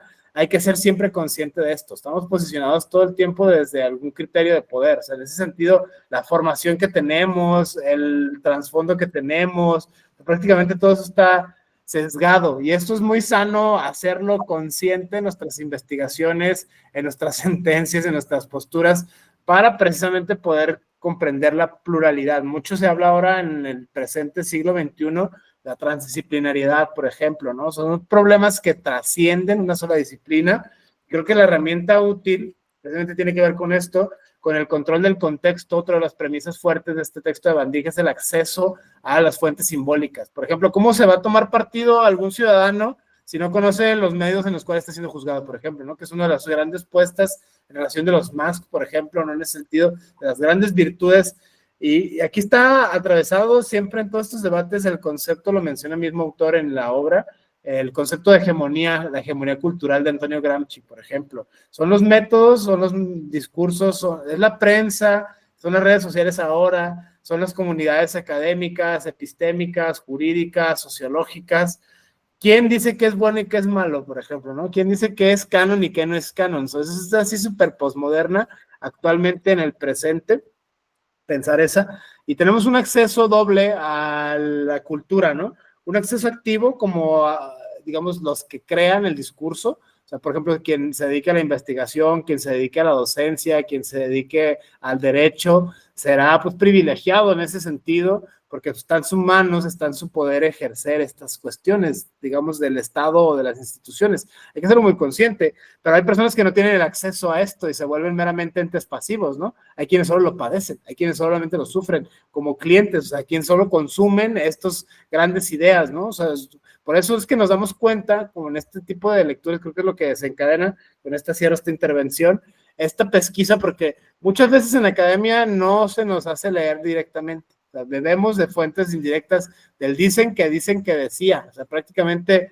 es una especie de empoderamiento colectivo que se persigue con esto. Obviamente es una habilidad de pensamiento y la premisa principal que descansa encima de todo esto es que el derecho y la filosofía por extensión y analogía es en el fondo un conjunto de oraciones. O sea, no es un abracapocus, no son pocos cadabras, es lenguaje, es discurso. O sea, prácticamente citando a Wittgenstein, quien sea capaz de jugar los juegos del lenguaje y los filosóficos tendrá una ventaja enorme de habilidades frente a alguien que no la posea. En ese sentido, seremos súper conscientes de ejercer el poder de una manera, me atrevería a llamar, positiva, o sea, en ese sentido, constructiva, o sea, lo que sea que eso signifique, para poder llevar a difusión y buen término este tipo de conocimiento. Por eso, esta metodología me parece a mí fenomenal y muy útil para analizar el fenómeno, insisto, del populismo, el populismo general, el advenimiento de las derechas y todas las implicaciones que tiene para derechos humanos, el debido proceso, la debida diligencia, discriminación, o sea, la segregación política de quienes no sean, por ejemplo, el pueblo, ¿no? O sea, grandes éxitos como lo vemos ahora. Si hacemos análisis crítico de eso, tenemos esta premisa. La segunda, o sea, la crisis de la que hablan algunos del Poder Judicial en México, o sea, y no solo en México, sino en general, o sea, los jueces que han sido impuestos por cuestiones políticas, no por cuestiones meritorias, o sea, la eliminación de la carrera judicial, por ejemplo, ya deja muchos sesgos, ya deja mucho que interpretar. En ese aspecto, si no tomamos en consideración las críticas de la prensa o las posturas del oficialismo o incluso las posturas de la oposición, ¿no? También habrá que pensarlo en su mayor flexibilidad, o sea, toda postura hacerle poje, o sea, a pesar de que estemos siempre sesgados por nuestras corrientes políticas, por nuestras corrientes ontológicas, existenciales, tratar de mantenernos un poquito al margen hasta donde sea posible, y finalmente, las formas en las cuales se construye ese discurso, o sea, la epistema inherente, o sea, ¿cómo uno puede detectar que eso es retórica? ¿Cómo uno puede detectar que eso es una falacia? ¿Cómo uno puede darse cuenta? O sea, no sé, de todos los fenómenos, no sé, pongan la mañanera, por ejemplo, analicen un noticiario, qué sé yo, los que están a favor del régimen y los que no lo están. Se nota automáticamente, se nota la postura a la cual hacen sin hacer mención siempre. O sea, en ese sentido, es una herramienta, a mí me parece muy útil, precisamente para esto. No sé si alguien quiere añadir algo a esto, o sea, porque a mí me llama mucho la atención. Este método, las relaciones discursivas de poder, el lenguaje está siempre atravesado por estas cuestiones y creo que es muy útil hacerlo consciente. No sé, Andrés, Mónica, Nicky, Luis. Me gustaría ver si primero alguien de los que están aquí quieren opinar y ya si no, yo complemento. Fíjense que hablando acá del discurso y poder, un poco de antecedente, la premisa acá en los métodos alternos es pues que técnicamente hablando, ¿no? Que las partes son los protagonistas de un conflicto y la persona facilitadora pues es el puente de comunicación que ayuda a esas personas a dialogar o a entablar un diálogo para prevenir o sobrellevar o resolver incluso algún conflicto que se plasma finalmente en un acuerdo. Y el sistema está diseñado, muy particular, por ejemplo, acá en Jalisco, que hay toda una estructura normativa e institución rectora con todos los elementos necesarios para desarrollar la justicia alternativa. De eso es referente nacional e internacional, incluso el sistema de justicia alternativa en Jalisco. Entonces, todo el sistema está diseñado pues, con toda su parte técnica para que sean las personas las que alcancen este acceso a la justicia de la manera más pura, pues para que si un tercero, también neutral e imparcial, la autoridad jurisdiccional dicta el derecho. Sin embargo, es increíble, pero también en este sistema como está compuesto hoy en día, aquí por ejemplo en México, y les digo, tiene todo este aspecto técnico, jurídico, aparte de todo el esquema de las habilidades y más, ese aspecto técnico del desarrollo de habilidades de los facilitadores, de las personas facilitadoras. Sin embargo, ya una vez que se llega a este convenio, la realidad es que dentro dentro de este sistema y de la posibilidad que da el sistema de que estos convenios adquieran categoría de cosa juzgada, entonces cabe la posibilidad, esos convenios, pues una vez, o para que adquieran esa categoría de cosa juzgada, o previo a que adquieran esa categoría de cosa juzgada, que hoy en día la Ley General de Mecanismos Alternativos de Solución de Controversias le llama registro de convenios, a ese trámite de validación, es revisión, validación y registro de convenios, se les da esa categoría de cosa juzgada. Pero en ese paso para dar previo a darle categoría de cosa juzgada, de registrarlos como categoría de cosa juzgada, hay una revisión, finalmente una revisión jurídica que es una instancia, una autoridad del mismo sistema de justicia alternativa, de los órganos rectores, como los institutos o centros de justicia alternativa de sede judicial, de los poderes judiciales, que hace esta revisión. Entonces ahí, increíble, pero en este sistema de los mecanismos alternativos, cabe la posibilidad de que al detectar alguna inconsistencia, se genere una figura que se llama la prevención. Entonces, y es una figura, un paso previo a que se adquiera esa categoría de sentencia ejecutoria de un convenio si tiene alguna inconsistencia. Entonces, realmente si todo va bien, si viene el convenio bien, aparte de la parte técnica, del aspecto técnico, viene todo el sustento legal, vienen todos los anexos al convenio, todos los documentos que acrediten disposición de un inmueble, la identificación de las partes y más, todo está correcto, se eleva a categoría de cosa juzgada, se registra. Pero sí, y se genera un acuerdo, un documento normalmente que se llama acuerdo de sanción y de validación, que son documentos que sí traen algún fundamento, o diversos fundamentos, ¿no?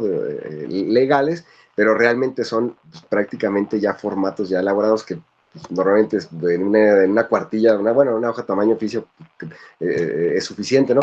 Pero esta figura de la prevención, y digo, increíble que en este sistema también encontramos algún documento en donde precisamente hay argumentos que plantear, porque esa prevención tiene que estar debidamente fundada, motivada, y ahora dada en este contexto de los métodos alternos, y la realidad es que no es un documento cualquiera, es un documento que se tiene que hacer con todo el cuidado, poniendo mucha atención precisamente en la equidad de las partes, en cómo se le dice a las partes que dentro de su procedimiento pues hubo alguna inconsistencia de carácter, un método válido, incluso algo equitativo, algún acuerdo inequitativo, y cómo se va a sustentar y cómo se va a argumentar, que la realidad es que se trata de evitar, y la idea de, pues, en la formación de personas facilitadoras siempre se cuida que tengan todos los elementos, las personas facilitadoras, todas las nociones, todos los puntos que hay que considerar, para que implementen y lleven a cabo sus procedimientos de mediación de manera adecuada, pero también que armen o que establezcan o transcriban o implementen sus convenios con las partes pues, de manera adecuada, ¿no? Que lleven todos sus requisitos de sus elementos de existencia y de validez del acto jurídico y más, para que precisamente pues, evitar este tipo de prevenciones. El sistema, la realidad es que lo que quisiera es no generar ese tipo de prevenciones, porque luego, es más, cae el ánimo de las partes, ¿no? Ya una vez que están con todo el ánimo y se les llega y se les notifica alguna prevención, pues igual ya está, caray, en este sistema y más, y bueno, pues resulta que sí había aspectos legales que hay que observar y pues que incluso se pasaron por alto. Entonces, digo, son quizá los menos casos, ¿verdad? Yo les puedo compartir, por ejemplo, aquí en Jalisco, que hay un promedio al año de 35,000 convenios elevados a categoría de cosa juzgada. De esos 35,000, aproximadamente hay al año 2,000 prevenciones. Entonces, eso en proporción pues, quizá es mínimo, pero aún así no deja de ser un buen número de prevenciones. Entonces, todos estos tipos de acuerdos son acuerdos que hay que imprimirles y incorporarles pues, todo este tipo de sustentos, argumentos y determinaciones. Les digo, y es complejo y es lo que no quisiera el sistema, pero finalmente ahí está la figura y digo, pues fue una actuación finalmente por parte de los órganos operadores de los MAS, pero en las que también finalmente pues hay de una u otra forma pues un ejercicio de poder, ¿no? Para determinar y decir a las partes pues, que ya al propio a la persona facilitadora qué inconsistencia hay. Y de hecho, de una vez ya un poco más ampliándome, de hecho, la ley como está ahora establecida, la ley general, que marca algunas pautas en el procedimiento también, o sea, antes de ser una ley general, va un poco más allá, ya reglamenta un poco el trámite, pero establece una prevención en 2 pasos. Dice, primero a la persona facilitadora, si la persona facilitadora no subsana el convenio, se le notifica directamente la prevención a las partes, y a cada uno se les da 10 días hábiles para que hagan subsanen estas inconsistencias. Pero sí, son definitivamente acuerdos más complejos que una misma sanción, o donde se eleva a categoría de cosa juzgada. Y hoy, por compartirles, digo que aún en este campo de los MASC, sí llega a haber algunas actuaciones que pues generan o que conllevan argumentación, y pues de una otra forma algún ejercicio pues de poder finalmente, que digo que no es lo ideal o lo que el sistema ya en la práctica, digo que me ha tocado estar ahí incluso en áreas de validación, digo, lo ideal, no lo que persigue, lo ideal para el sistema es que todos vengan bien hechos los convenios, que reúnan todos sus requisitos y más, que sean equitativos, viables, legales, convenientes para las partes, y evitar esas prevenciones, ¿no? Pero finalmente pues sí se dan, digo, hay tanto volumen de trabajo que sí, y de casos que, bueno, en alguno pasa que se llegan o llegan a presentarse algunas inconsistencias, pero bueno, les comparto que acá en este ámbito también hay ese ejercicio, ¿no?, de argumentar y de una u otra forma alguna intervención o acto de poder por parte de los órganos rectores de métodos alternos. Justo, Luis, bueno, antes de comparar la voz, me gustaría dejarles una tarea, o sea, sé que suena muy feo desde la primaria y tal, de escuchar esto. El seminario, la pretensión, lo hablaba con Andrés y ahora lo hago público, o sea, ahora viendo la diversidad de perfiles que tenemos, o sea, que esto sea un semillero de investigación, un semillero, digamos, de papers, o sea, crear papers, así como dicen en mi barrio, de tiro por viaje, ¿no? O sea, prácticamente, sí, ya leímos a 6 autores, o sea, en ese sentido, a Van Dijk y a los otros 5, lo ideal sería que seamos capaces de hacer un paper en conjunto, por separado, citarnos, o sea, crear una comunidad epistémica. En ese sentido, la primera tarea para esto será hacer una cuenta en ORCID, o sea, prácticamente es el identificador. Si no lo tienen, si ya lo tienen, pues ya está, y si no, pues es recomendable que lo vayan haciendo. Un registro ORCID, que ciertas revistas indexadas, ciertas publicaciones lo piden, o sea, como condición sine qua non para publicar. Ese aspecto sería, en el mejor de los escenarios, sacar de esto un fruto, o sea, en ese aspecto, así lo digo yo de la experiencia pedagógica del año pasado, dio como fruto precisamente la publicación de un artículo mío en la revista de abogacía, esta revista que es bastante prestigiosa en nuestro país y fuera del mismo. En ese sentido, estuvieron a bien publicarme ese texto. Yo estaba que no me la creía al principio, así, wow, abogacía, mi nombre, genial. O sea, en ese aspecto, la invitación es el frenesí de la escritura, contagiarles como colegas, como pares, o sea, cada quien en su trinchera, hacernos, no sé, un paper cada quien, o no sé, coautorías, o en ese aspecto. Eso sería interesante, o sea, para que se nos haga como que maña, ¿no? Se nos haga vicio, se nos haga hábito, se nos haga costumbre. Dale, aspecto de provecho, ¿no? También.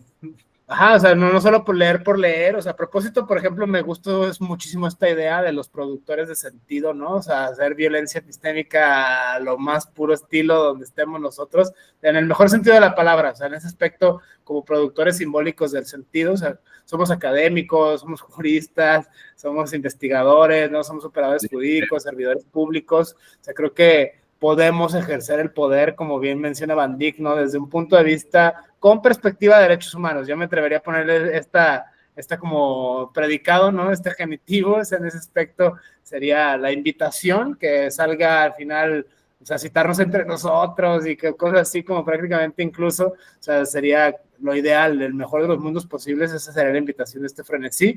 Esa es la primera. La segunda, o sea, no sé, a mí me gusta así de hablar y bien hardcore y tal, o sea, en ese sentido, si han visto mi canal de YouTube y tal, o sea, lo podrán ver y tal, en ese sentido, incluso pues, aquí Andrés, Nicky, o sea, me han ayudado incluso a colaborar en episodios completos, en ese sentido, la invitación está abierta también, Luis, Mónica, o sea, cualquier tema, pues, son muy buenos haciendo lo que hacemos, y creo que es buen momento precisamente de ejercer poder simbólico en nuestras comunidades epistémicas locales, ¿no? O sea, hacernos como el hábito de hacernos investigadores, en ese aspecto es la invitación, o sea, por eso este texto de Van Dijk también me parece productivamente útil, o sea, en ese sentido motiva, o sea, tal cual la cita, ¿no? Lo voy a citar tal cual, ¿no? Los productores de sentido, periodistas, escritores, académicos, juristas, politólogos, burócratas, operadores jurídicos, o sea, tenemos esta dicha de poder manejar el lenguaje de los derechos, citando a Juan Antonio Cruz Parcero, ¿no? Jugar los juegos del lenguaje jurídico, en este caso multiplicando la apuesta los juegos de lenguaje y uso filosófico. Sobre todo esta idea, insisto, al principio hablaba de ella, la idea de los diálogos entre poderes, a propósito de Van Dijk, el poder, que significan los tres poderes de la Unión. En ese sentido, el poder legislativo, el poder ejecutivo y el poder judicial. O sea, el ejecutivo con las prácticas de buen gobierno y políticas públicas, por ejemplo, no sé, pensemos, no sé, en un ideal, difusión de conocimiento filosófico, ¿no? Una política pública que se lanzara en ese sentido. La implementación o la legislación por parte del poder legislativo de estas realidades sociales. Piensen en cualquiera de los fenómenos actuales, ¿no? Infancias trans, cyborg, derechos de la naturaleza y un largo etcétera. Hay muchas lagunas, digamos, legislativas. Creo que es una tarea muy, muy interesante ejercer el poder del lenguaje jurídico en este ámbito. Y desde luego el poder judicial, tanto en la vertiente jurisdiccional como en el método alternativo, en ese aspecto. Por eso me parece muy fructífero precisamente este diálogo, no sé, Luis, Andrés, ese aspecto como operadores jurídicos de estas dos facetas, ¿no? Lado A, lado B, ¿no? Lado oscuro, lado claro, etcétera, lado tradicional, lado nuevo. En ese aspecto, poder hacer estos diálogos interdisciplinarios precisamente como investigadores, como pares, me parece muy fenomenal. Cerrando esta participación, no sé si para la siguiente sesión tuvieran algún inconveniente con que fuera de 8:30 a 10:30, o sea, para podernos dar más chance, o sea, extenderla, no sé cómo se sientan, o sea, con esa yo por mí, sin tanto tema, pues sí se podría, o sea, pero no sé, cuestiones de trabajo y tal, lo dejo a debate, o sea, en ese sentido. Ya supongo que ya después de esto no hay nada más que hacer que dormir, o sea, en ese aspecto, si alguien tiene algo, pues enhorabuena, o sea, pero creo que sería una buena apuesta para podernos extender un poquito más la riqueza de los perfiles que estamos aquí, de las personas que estamos aquí, ¿no? O sea, creo que puede salir mucho, y la finalidad, no solo leer los textos, compartirlos, hacernos nosotros productores de sentido, o sea, en ese sentido ejercer el poder del que habla Van Dijk en un sentido súper positivo de la palabra, o sea, súper constructivo, crear papers, crear comunidad académica entre nosotros, ¿no? Empezar, precisamente una de mis aspiraciones ahora es empoderar y empoderarme a través de esto de la producción científica, o sea, no solo el contenido en YouTube, por ejemplo, no solo la cuestión, ya estamos organizando un congreso internacional ahora ya de filosofía aquí en Guadalajara, y ya está Nikki, gracias. Entonces, la primera sería para las siguientes sesiones, ¿no? Pensándolo, o sea, igual nos podemos ir de filo 10:30, si no traen prisas, te seguimos y ya está. Si no, pues solo por hoy, como las dejamos aquí, la siguiente ya nos venimos preparados, ¿no? En ese sentido, para tratar de, esta vez fue como la premura y tal, o sea, de un montón de cosas, pero será dejar los textos con antelación. Vamos a leer esto y serán lecturas específicas, ¿no? O sea, por ejemplo, pienso en Recalcén-Siches, el Tratado General de Filosofía del Derecho, es un libro colosal, ¿no? O sea, no vamos a leer un libro de 850 páginas, o sea, en 3 segundos, pues no, o sea, realmente 1 o 2 problemas, o sea, esto lo pienso de la luz de la lectura de la filosofía, esta es una habilidad filosófica, los grandes problemas filosóficos o la historia de la filosofía, en este caso la filosofía del derecho por extensión y analogía, se puede leer por tema, se puede leer por autor, se puede leer por problema, se puede leer por época, se puede leer por debate, o sea, en ese sentido, sí, o sea, creo que sería a partir de la siguiente, o sea, no sé si 8:30, 10:30, o sea, 2 horas, o sea, multiplicar la apuesta de más es más, siempre, o sea, en ese aspecto y podernos dedicar, o sea, sobre todo, a mí me funciona esta forma de estudiar, de leer los textos, subrayar y los pasajes. Ya, por ejemplo, cuando ya escribes, o sea, ya tienes la cita y comentas la cita, ¿no? En ese aspecto es una habilidad, pero bueno, la voy a dejar aquí, o sea, con esta de la consuetudinaria, este acuerdo consuetudinario de extenderlo media hora por si cualquier cosa, o sea, para todos tener la capacidad de participar, que no sea un soliloquio, que no sea un diálogo nomás entre Andrés y yo, y ¿tú qué opinas? No, pues qué padre, o sea, que todos tengamos argumentos, digamos, sólidos, sobre todo con miras a volvernos escritores, o sea, ya no solo reproductores acríticos, sino hacer pues no sé, el intento, o sea, no hacer el intento, el furor heroico, lo llamaría Giordano Bruno, sobre sacar papers, ¿no? O sea, de esto hacer una obra, o sea, de aquí, no sé, pienso, cada uno de nosotros escribe un capítulo de un libro, tenemos un medio libro, ¿no? Nos juntamos otros 3, 4 entusiastas y ya sacamos un libro completo de un pretexto, de un capricho metafísico, de una reunión entre colegas. O sea, creo que así es como se puede avanzar la ciencia, sobre todo si estamos vivos, gente viva, o sea, creo que me parece valiosísimo.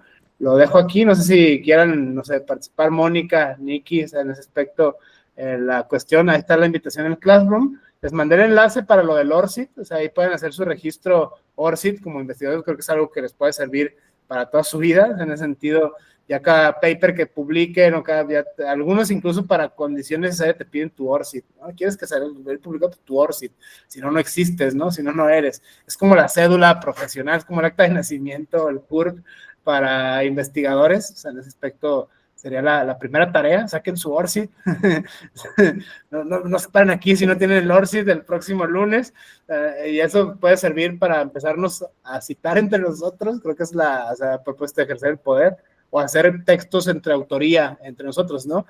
Orozco et al, ¿no? Lozoya et al, ¿no? Cuando son más de 3, ¿no? Se utiliza el et al, o sea, creo que ya aquí podemos ser cualquiera de nosotros et al, así que esa sería la invitación, para que no sea nada más el frenesí de lunes en la noche, el cafecito, sino, o sea, estamos haciendo ciencia, pues esa sería la finalidad de hacernos científicos sociales, ¿no? O sea, de hacernos productores violentísimos del poder simbólico a través de las letras. En ese sentido, creo que esa sería la invitación. O sea, Nikki, Mónica, Andrés, Luis, algo que tengan que añadir o algo así, o sea, bienvenida a su opinión. Rápido como comentario, ahí está el vínculo de Classroom, por si se quieren meter, pueden crear hasta su propia otra cuenta de Gmail, si quieren hacer exclusiva para el Classroom. Ahí tenemos todos los textos que vamos a utilizar, y además ahí vamos a estar dando avisos de que pues va a ser, pues todos van a ser todos los lunes, ¿no? O sea, las sesiones van a ser de lunes, si están de acuerdo, 8:30 a 10:30. Ahí vienen los textos, quizás ahí a lo largo de la semana vamos a decir, oigan, pues para la próxima sesión, léanse página 1, tal cual, ¿no? Así para, obviamente, no vamos a leer, no le vamos a pedir que lean así 800 páginas, pues uno ni, o sea, pues en una semana está cañón, ¿no? En pocas palabras. Entonces, nada más quería hacer ese comentario y, pues, digamos, me gustaría escuchar así, sobre todo en este entendimiento de lo que estamos hablando de la dinámica entre poder, o sea, en un contexto discursivo, me gustaría escuchar así, ustedes, por ejemplo, las estudiantes de Derecho, cómo o qué les surge en la cabeza, hablando sobre cómo en el derecho sobre todo se van a encontrar mucho en el discurso, tanto en el lado académico, si les ha tocado leer sentencias, pues cómo se reproduce, dejando a un lado la corrección normativa de que está bien un argumento, que está sólidamente lógico, que si realmente existe esa ley, etcétera, etcétera. La sensación del poder que implica ejercer lenguaje jurídico, o sea, la violencia a veces que se ejerce en la ¿cómo se llama? Opacidad de nuestra forma de hablar, ¿no?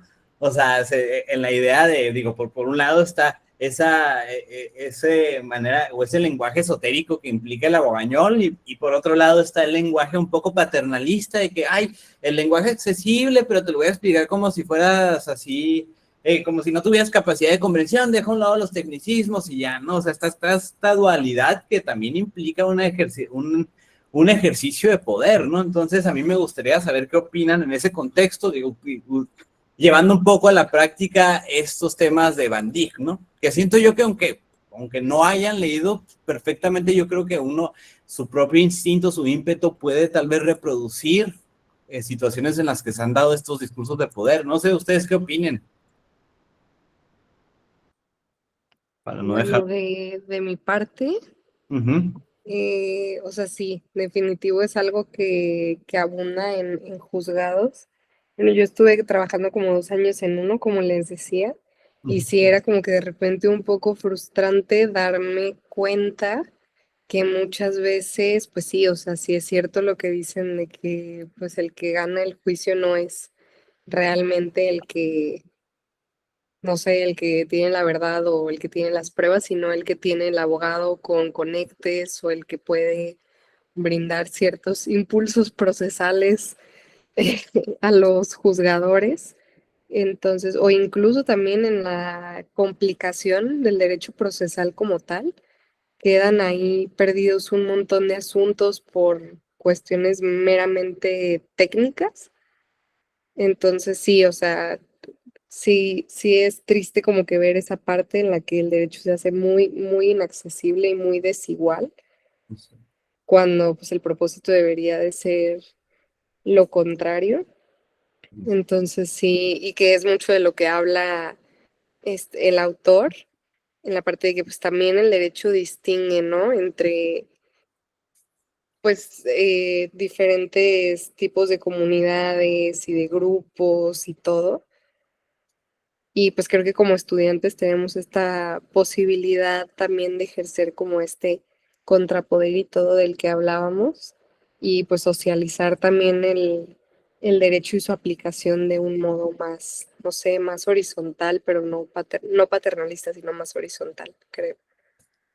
Exacto, mucho más plural, ¿no? O sea, yo creo que para complementar un poco la idea para hacer este diálogo, parte también de, yo siento yo, de empoderarse, digo, frente a estos élites simbólicas, es el entendimiento que estas personas, estas autoridades precisamente están ejerciendo este poder, ¿no? Y uno puede discursivamente, a mi parecer, digamos, pues, tal vez ¿no? en determinados contextos no frenarlo materialmente, ¿no? Pues la realidad a veces, muchas veces se impone, ¿no? Pero la idea, uno, de como estudiante, decirlo de esta manera, no tenerle miedo, así muchas veces a lo que implica la oscuridad del lenguaje jurídico. O sea, seguramente muchas de las personas que están hablando y que parece que saben de lo que están hablando, les aseguro que no, absolutamente no tienen ni idea de lo que están diciendo, ¿no?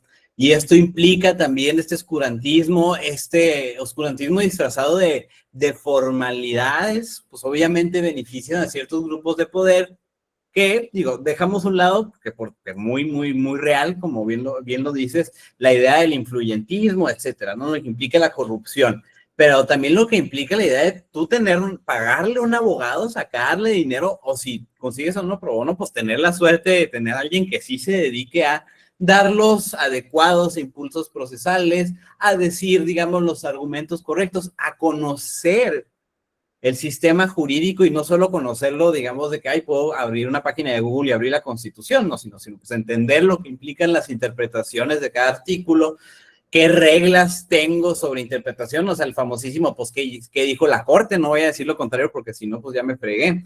Entonces, va parte de esa idea que también es una especie de poder simbólico, la argumentación jurídica tiene como parte de atrás, como partícula muy especial este tema de apego a un sistema jurídico, a los precedentes, a una especie de siempre lo jurídico va a tener como supuesto necesario un argumento de autoridad. O sea, si yo resuelvo con base en la ley es porque lo dice la ley, ¿no? Y eso implica esta violencia simbólica, que como les digo, o sea, pues estamos usando la palabra implícita, bueno, la palabra parece que tiene implícita un ámbito de ejercicio negativo, que sí, muchas veces en la realidad sí se da, no es lo que dice el autor Van Dijk, o sea, muchas veces este poder simbólico se utiliza ¿para qué? Para reproducir desigualdades, bajo ese contexto de dominación de poderes, ¿no? Pero también la conciencia permite entender este ejercicio de ese poder y pues, a su vez tal vez usarlo en pro, precisamente por eso está ese sesgo un poco en pro de estos grupos dominados, ¿no? Entonces es lo que yo tengo que aportar. No sé si Nikki tuviera así algún comentario, me gustaría escuchar así la pluralidad de todos. Lo que sea que tengan que decir siempre va a enriquecer el diálogo, ¿no? Lo que se les vengan hasta como respuesta o hasta, pues digamos, estoy totalmente en desacuerdo con lo que están diciendo, ¿no? Qué más rico que eso también, ¿no? O sea, qué más productivo que esa dialéctica. Evidentemente, pues, digo, también si están inspirados, ¿no? Tampoco es así, forzar se abre, pero pues obviamente no es obligado, ¿no?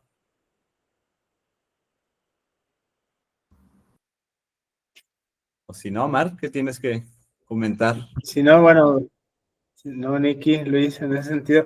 El tema, bueno, precisamente es esto, o sea, la siguiente sesión ya creo que extraoficialmente nos vamos a ir a las 10:30, si no tienen tema, pues yo tampoco.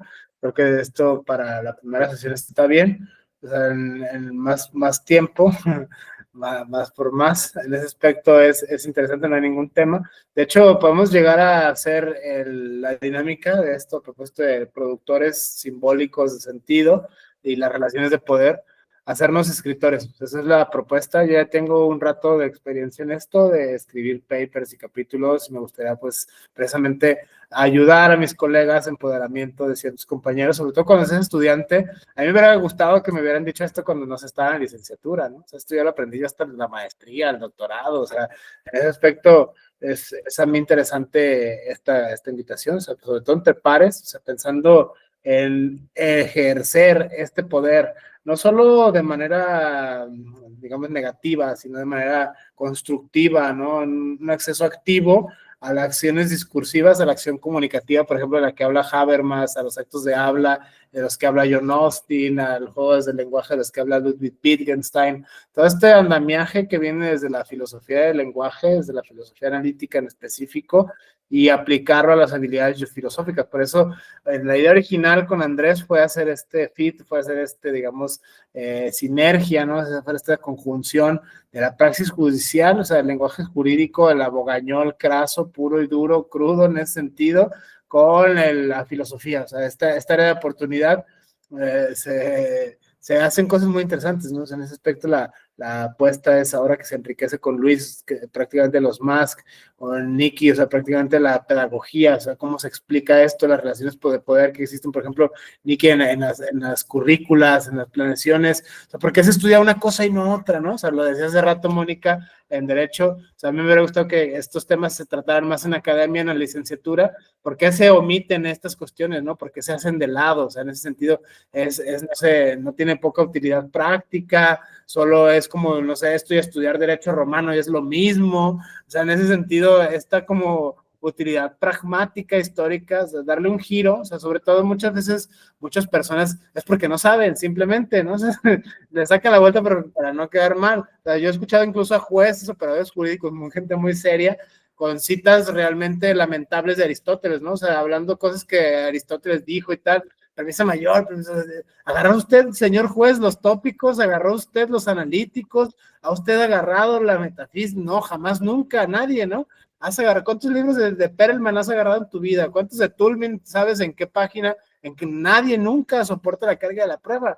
Esa es prácticamente la invitación dialógica y dialéctica de este frenesí. O sea, tampoco hacernos especialistas en Recasens, Sitges, ni en Van Dyck, ni mucho menos, ¿no? Pero sí al menos aplicar esta habilidad filosófica a cualquier texto que tengamos la dicha de que caiga en nuestras manos, ¿no? En ese sentido, ser capaces de, sí, no sé, parágrafo tal, capítulo 2, de la edición tal, de la traducción tal, porque muchas veces, no sé, estoy leyendo a Platón, no, espérate, no estás leyendo a Platón, estás leyendo la traducción de Tomos, estás leyendo la traducción de Porrúa, estás leyendo la traducción de Gredos, hasta eso importa y dice mucho. O sea, en ese sentido, no es por ser aguafiestas, ni mucho menos de ser el tendente al pesimismo, ni matarle el sueño ecléctico a nadie, o sea, sino simplemente hacerlo con rigor, ¿no? O sea, estoy leyendo, sí, o sernos conscientes, oye, estoy leyendo la traducción de Trota, estoy leyendo la traducción de fulano, o sea, darle su reconocimiento, incluso esto es una habilidad hasta hermenéutica, eso lo vimos la entrega pasada y esta la quiero complementar, pero prácticamente como son caras nuevas, ¿no? Nicky, Luis, Mónica, en ese aspecto, la traducción y la tradición, dos de los axiomas básicos de la hermenéutica, o sea, todos estamos sesgados por eso, ¿no? Todo el tiempo, y quien diga lo contrario, pues está mal, o sea, entonces no sabe nada, o sea, prácticamente, no, yo no, o sea, sí, ¿de dónde? ¿De cuándo acá? En ese sentido, es muy interesante esta premisa, o sea, yo la dejo así como a debate para poderlo rescatar. La siguiente sesión vamos a entrar de filo con Recasens, Sitges, prácticamente la misión es entrar al Classroom, la misión es hacer el ORCID, y ver qué sale, o sea, prácticamente, sobre todo, dicho sea de paso, no es por presumir ni nada, o sea, pero prácticamente Andrés conoce personalmente a Juan Antonio García Amado y a Marina Gascón, en ese sentido, conozco prácticamente yo a Pauline Capdevielle, que es francesa, prácticamente estuve con ella en el Instituto de Jurídicas de la UNAM, y al doctor Juan Antonio Cruz Parcero, que dicho sea de paso viene a un evento que organizamos nosotros, o sea, prácticamente yo y otros colegas, ahora en Guadalajara, o sea, va a ser el que va a abrir el coloquio internacional, el doctor Juan Antonio Cruz Parcero, todo una dicha tenerlo acá el doctor, o sea, un gran escritor, o sea, en ese sentido un gran orador.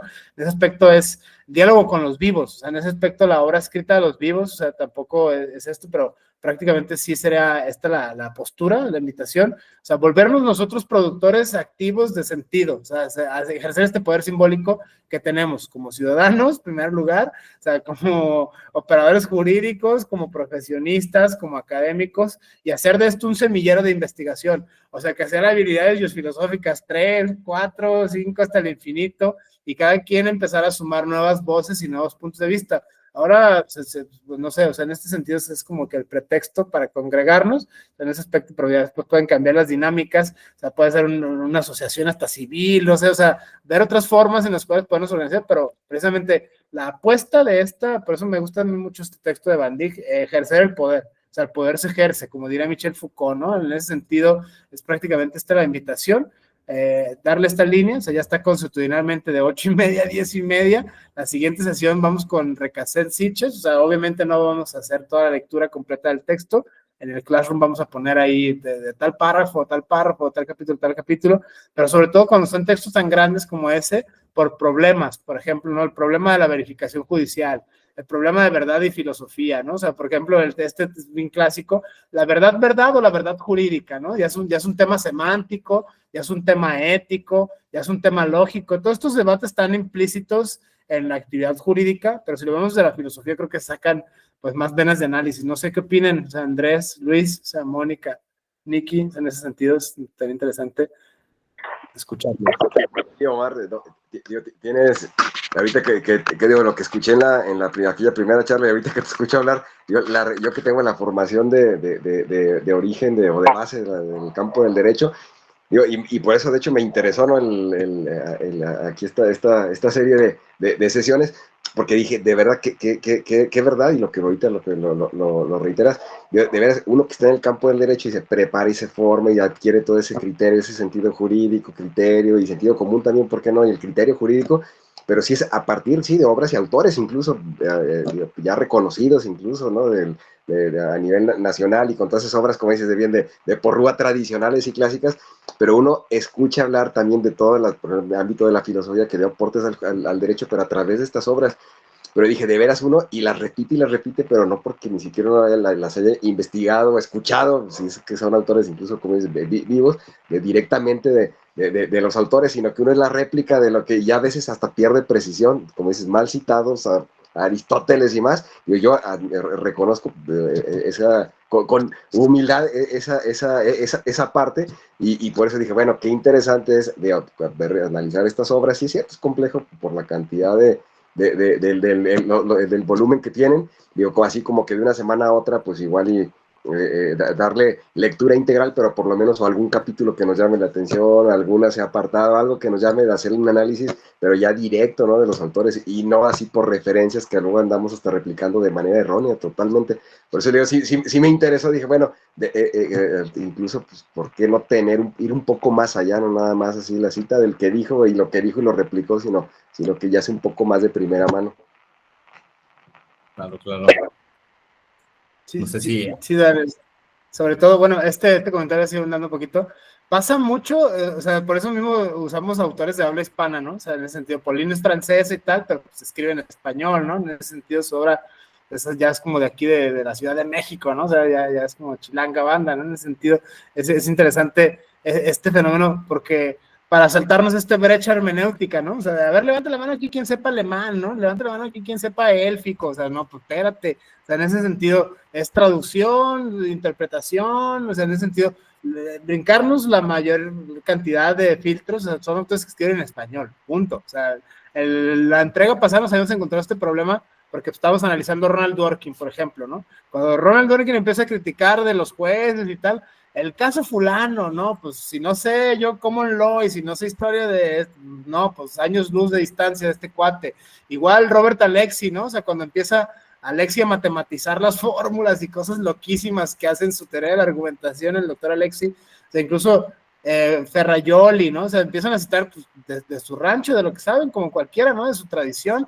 El caso fulano famosísimo, no, sin duda, en Italia de 1930, claro, de memoria. O sea, en ese sentido, es brincarnos esta brecha, digamos, hermenéutica. O sea, nos dimos cuenta precisamente a Andrés y yo de este fenómeno.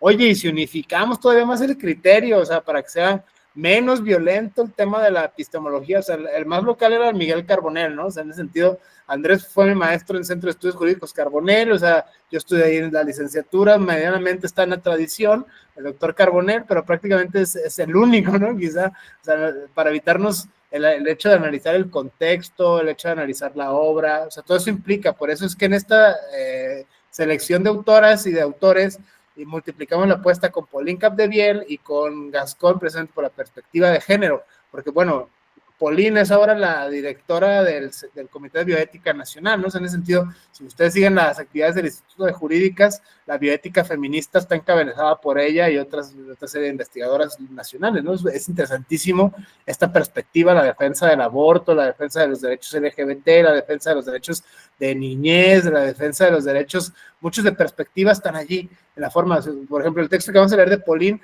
es bellísimo, del año pasado, justo reciente, del 2024, derechos sexuales y reproductivos y laicidad a la luz de la Corte Interamericana.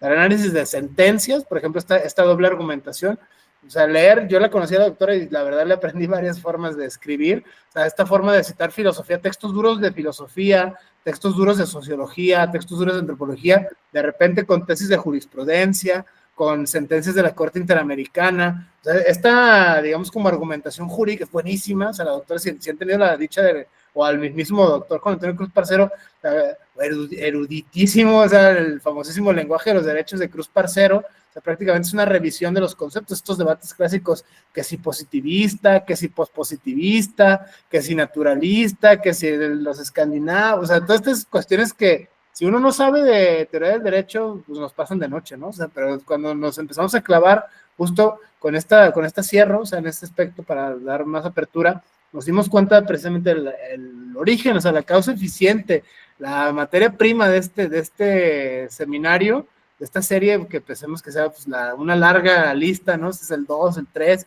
irnos por autores vivos, o sea, cada vez más vivos y cada vez más cercanos, hasta ser nosotros mismos los autores, que creo que esa sería la finalidad última, o sea, dejar las andaderas y empezar a hacer derecho de veras, o sea, en ese aspecto es esta, y precisamente jamás nunca hemos leído los libros, ¿no? O sea, eso nos dimos cuenta desde el principio.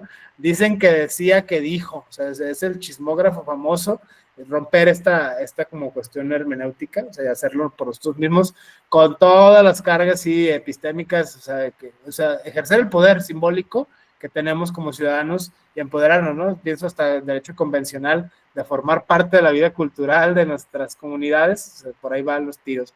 Pero bueno, yo aquí la dejo, o sea, no sé, Andrés, Luis, Mónica, Nikki, ¿algo más? Pues no sé si antes de aportar alguien más quiere, antes de yo hacer uso de la voz.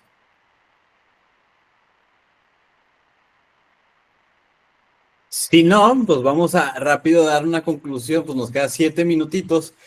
Hablando, o me gustaría dar una breve contextualización, si me permite, Omar, sobre lo que vamos a ver de la próxima obra de Luis Recasens Siches. Yo creo que mañana, a terminar el día, vamos a ponerles ahí en Classroom, pues ahí están ya los textos, pero particularmente que nos gustaría poder leer, para que obviamente leen la lectura también, además de todo lo que nos enumeró el compañero aquí, Omar.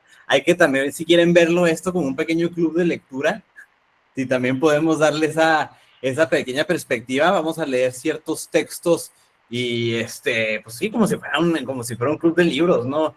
O sea, yo leí esto, yo entendí esto, pero pues cada uno lo leyó y además pues vamos a proyectarlos y leerlos juntos, cada uno con nuestra voz a través de la diversidad de voces, ¿no? Entonces, digo, para contextualizar sobre todo el tema de Luis Recasens Siches, podemos empezar con la disyuntiva en la que este jurista entra en el esquema de la argumentación jurídica, ¿no? Digamos, argumentar siempre va a implicar, yo sostengo una tesis, yo sostengo una conclusión y doy, en pocas palabras, ¿no? En las palabras más llanas, yo sostengo una tesis y te voy a dar una diversidad o una razón que van a sostener esas tesis, ¿no? Se pueden analizar la argumentación desde diversos sentidos, bajo un contexto de corrección, o sea, ¿qué quiere decir esto? Que un argumento es bueno, malo, sólido, etcétera, dependiendo a su estructura lógica, es decir, si esta tesis realmente procede a partir de las premisas o de las razones que sostienen esa tesis. Y yo digo que un gato es un animal porque tal, o sea, ver viendo cada una de las premisas para ver si realmente se deriva la conclusión. Oye, pues si yo, un artículo dice que la persona que le priva de la vida a otro comete el delito de homicidio, no, pues fulanito cometió el delito de homicidio. O sea, perdón, fulanito le privó de la vida a esta persona. La conclusión es que fulanito concluyó o cometió el delito de homicidio, ¿no? Hay una cierta, digo, por lo más sencillo y más bobo que pareciera el ejemplo, pues ahí, digamos, hay una estructura un poquito lógica, ¿no? Se viene, sí deriva la conclusión de las premisas que sostuvimos. Y el tema de la argumentación jurídica, cuando recién nace, digamos, estas obligaciones de las personas que aplican el derecho de fundar y motivar, digamos, de justificar las decisiones, pues antes era nada más, pues esta persona es culpable, pues vámonos a la guillotina, ¿no? Será así lo más, así la argumentación jurídica, pero pues cuando se empieza, digamos, a derivar de los movimientos de la ilustración esta idea de que, oye, pues bueno, convénceme, bueno, no convénceme, pero pues al menos justifícame por qué vas a hacer esto, ¿no? Se seguían unas ideas sobre si esta argumentación, o sea, por ejemplo, el trabajo de nosotros, de las personas juristas, de quienes aplican el derecho, únicamente es mecánico, únicamente se debe atender a la estructura lógica de estos argumentos, o si debe atender a otras cuestiones que realmente tengan como función, o bueno, como objeto, perdón, digamos, hacer lo que se supone que tiene que hacer el derecho, ¿no? Que es encauzar los conflictos que se dan en una sociedad, encauzarlos de manera de que pues, la gente no haga justicia de propia mano, ¿no? Que no se haga un desmadre.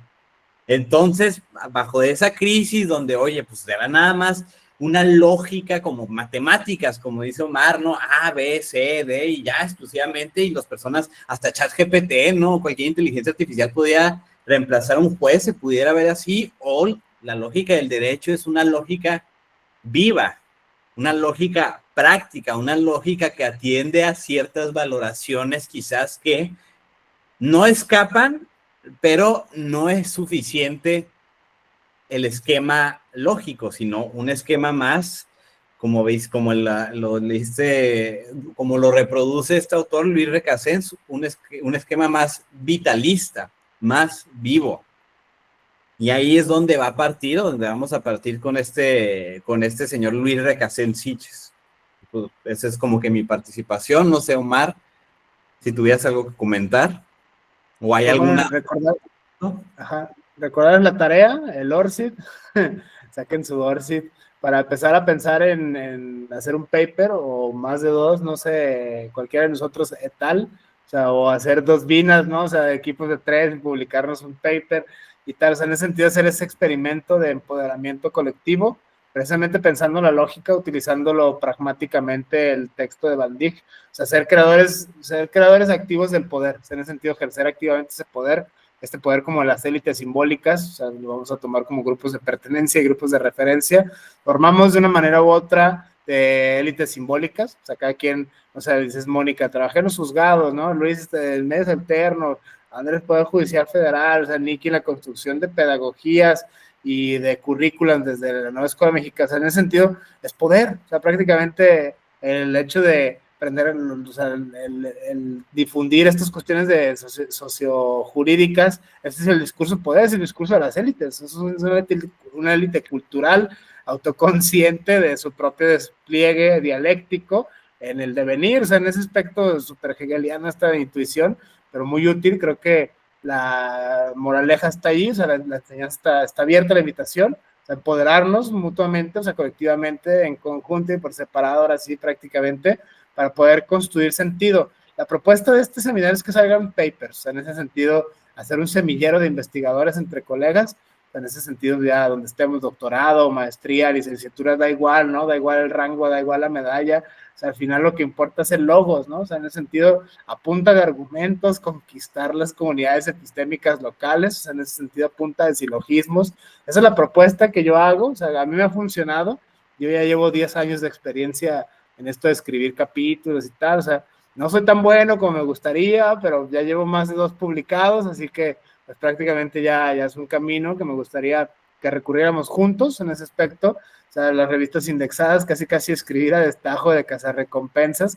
En ese aspecto es interesantísimo esto. O sea, justo tengo otro colega, el doctor Jesús Chávez, o sea, fue mi maestro en el doctorado, y él trae una comunidad muy interesante, tú lo conocerás, no sé si lo conozcas tú, Mónica, en ese sentido, el doctor Jesús. En ese aspecto, él trae pues, como este nexo entre el QSUR y Tirando Blanche. Cada cierto tiempo sacan convocatorias, o sea, y acaban de sacar, ahorita 6 convocatorias abiertas para publicar en libros de Tirant, por ejemplo, con QSUR. O sea, está abierta ahí esta, digamos, área de oportunidad. Ahí está justo tal cual, ¿no? O sea, tú lo conocerás bien. Es un tipo muy listo, ¿no? Es un tipo muy productivo, muy activo. En ese sentido, ha estado en varias instituciones y tal. En ese sentido, es muy prolífico. Sumarnos a esta línea, ¿no? De investigadores y tal, hacer comunidad prácticamente. Esa es la invitación. Ya está, mira, justo, o sea, tal cual, ¿no? O sea, ahí está, o sea, ya está, ¿no? O sea, las ganas de comer y el hambre, ¿no? En ese sentido, es esto, o sea, prácticamente hacernos, ya después el siguiente paso, Mónica, pues es citarnos, ¿no? O sea, ya te cito, tú me citas y la citadera, es así prácticamente como se ejerce el poder en ciertas comunidades, ¿no? Se critica mucho, pero ahora pues vamos a hacerlo de forma activa, mejor dicho, interactiva, ¿no? En ese aspecto, esa sería la propuesta, no sé si alguien más, a manera de conclusión, desea añadir algo. Espero que les haya gustado. Esta sesión fue un poco caótica, un poco medio freestyle, pero creo que está allí, o sea, conforme la marcha. Los textos son buenísimos, el de Recasensich es un clasicazo, o sea, prácticamente del siglo pasado, o sea, en ese sentido. La cuestión de García Amado y Marina Gascón, o sea, prácticamente son los que siguen, ¿no? Sigue automáticamente después de Sitchet, sigue García Amado y luego creo que Gascón, pero prácticamente vamos a ir como utilizando, esta es mi última intervención, o sea, el análisis crítico del discurso, como la hermenéutica, como utensilio y como instrumento, como doctrina y como instrumento. O sea, como doctrina, pues sí, conocer toda la corriente intelectual, los autores, las autoras, los contextos, los textos, las obras, incluso las citas pensando en el llano ejercicio de la escritura, en el bello frenesí de la escritura, y la otra como metodología, que será la metodología que va a forrar nuestros análisis de las obras que vamos a leer, de los y las juristas que estamos seleccionando. En ese sentido, esa sería la invitación. La tarea está ahí, o sea, métanse al Classroom, saquen el ORCID, si ya lo tienen, pues chido, ya tienen el ORCID y ya está. Si no, pues bueno, esa será la participación. No sé si alguien más quiere añadir algo, o sea, en ese aspecto. Andrés, Luis, Mónica, Niki. Me gustaría escucharlos, no sé, una manera de conclusión.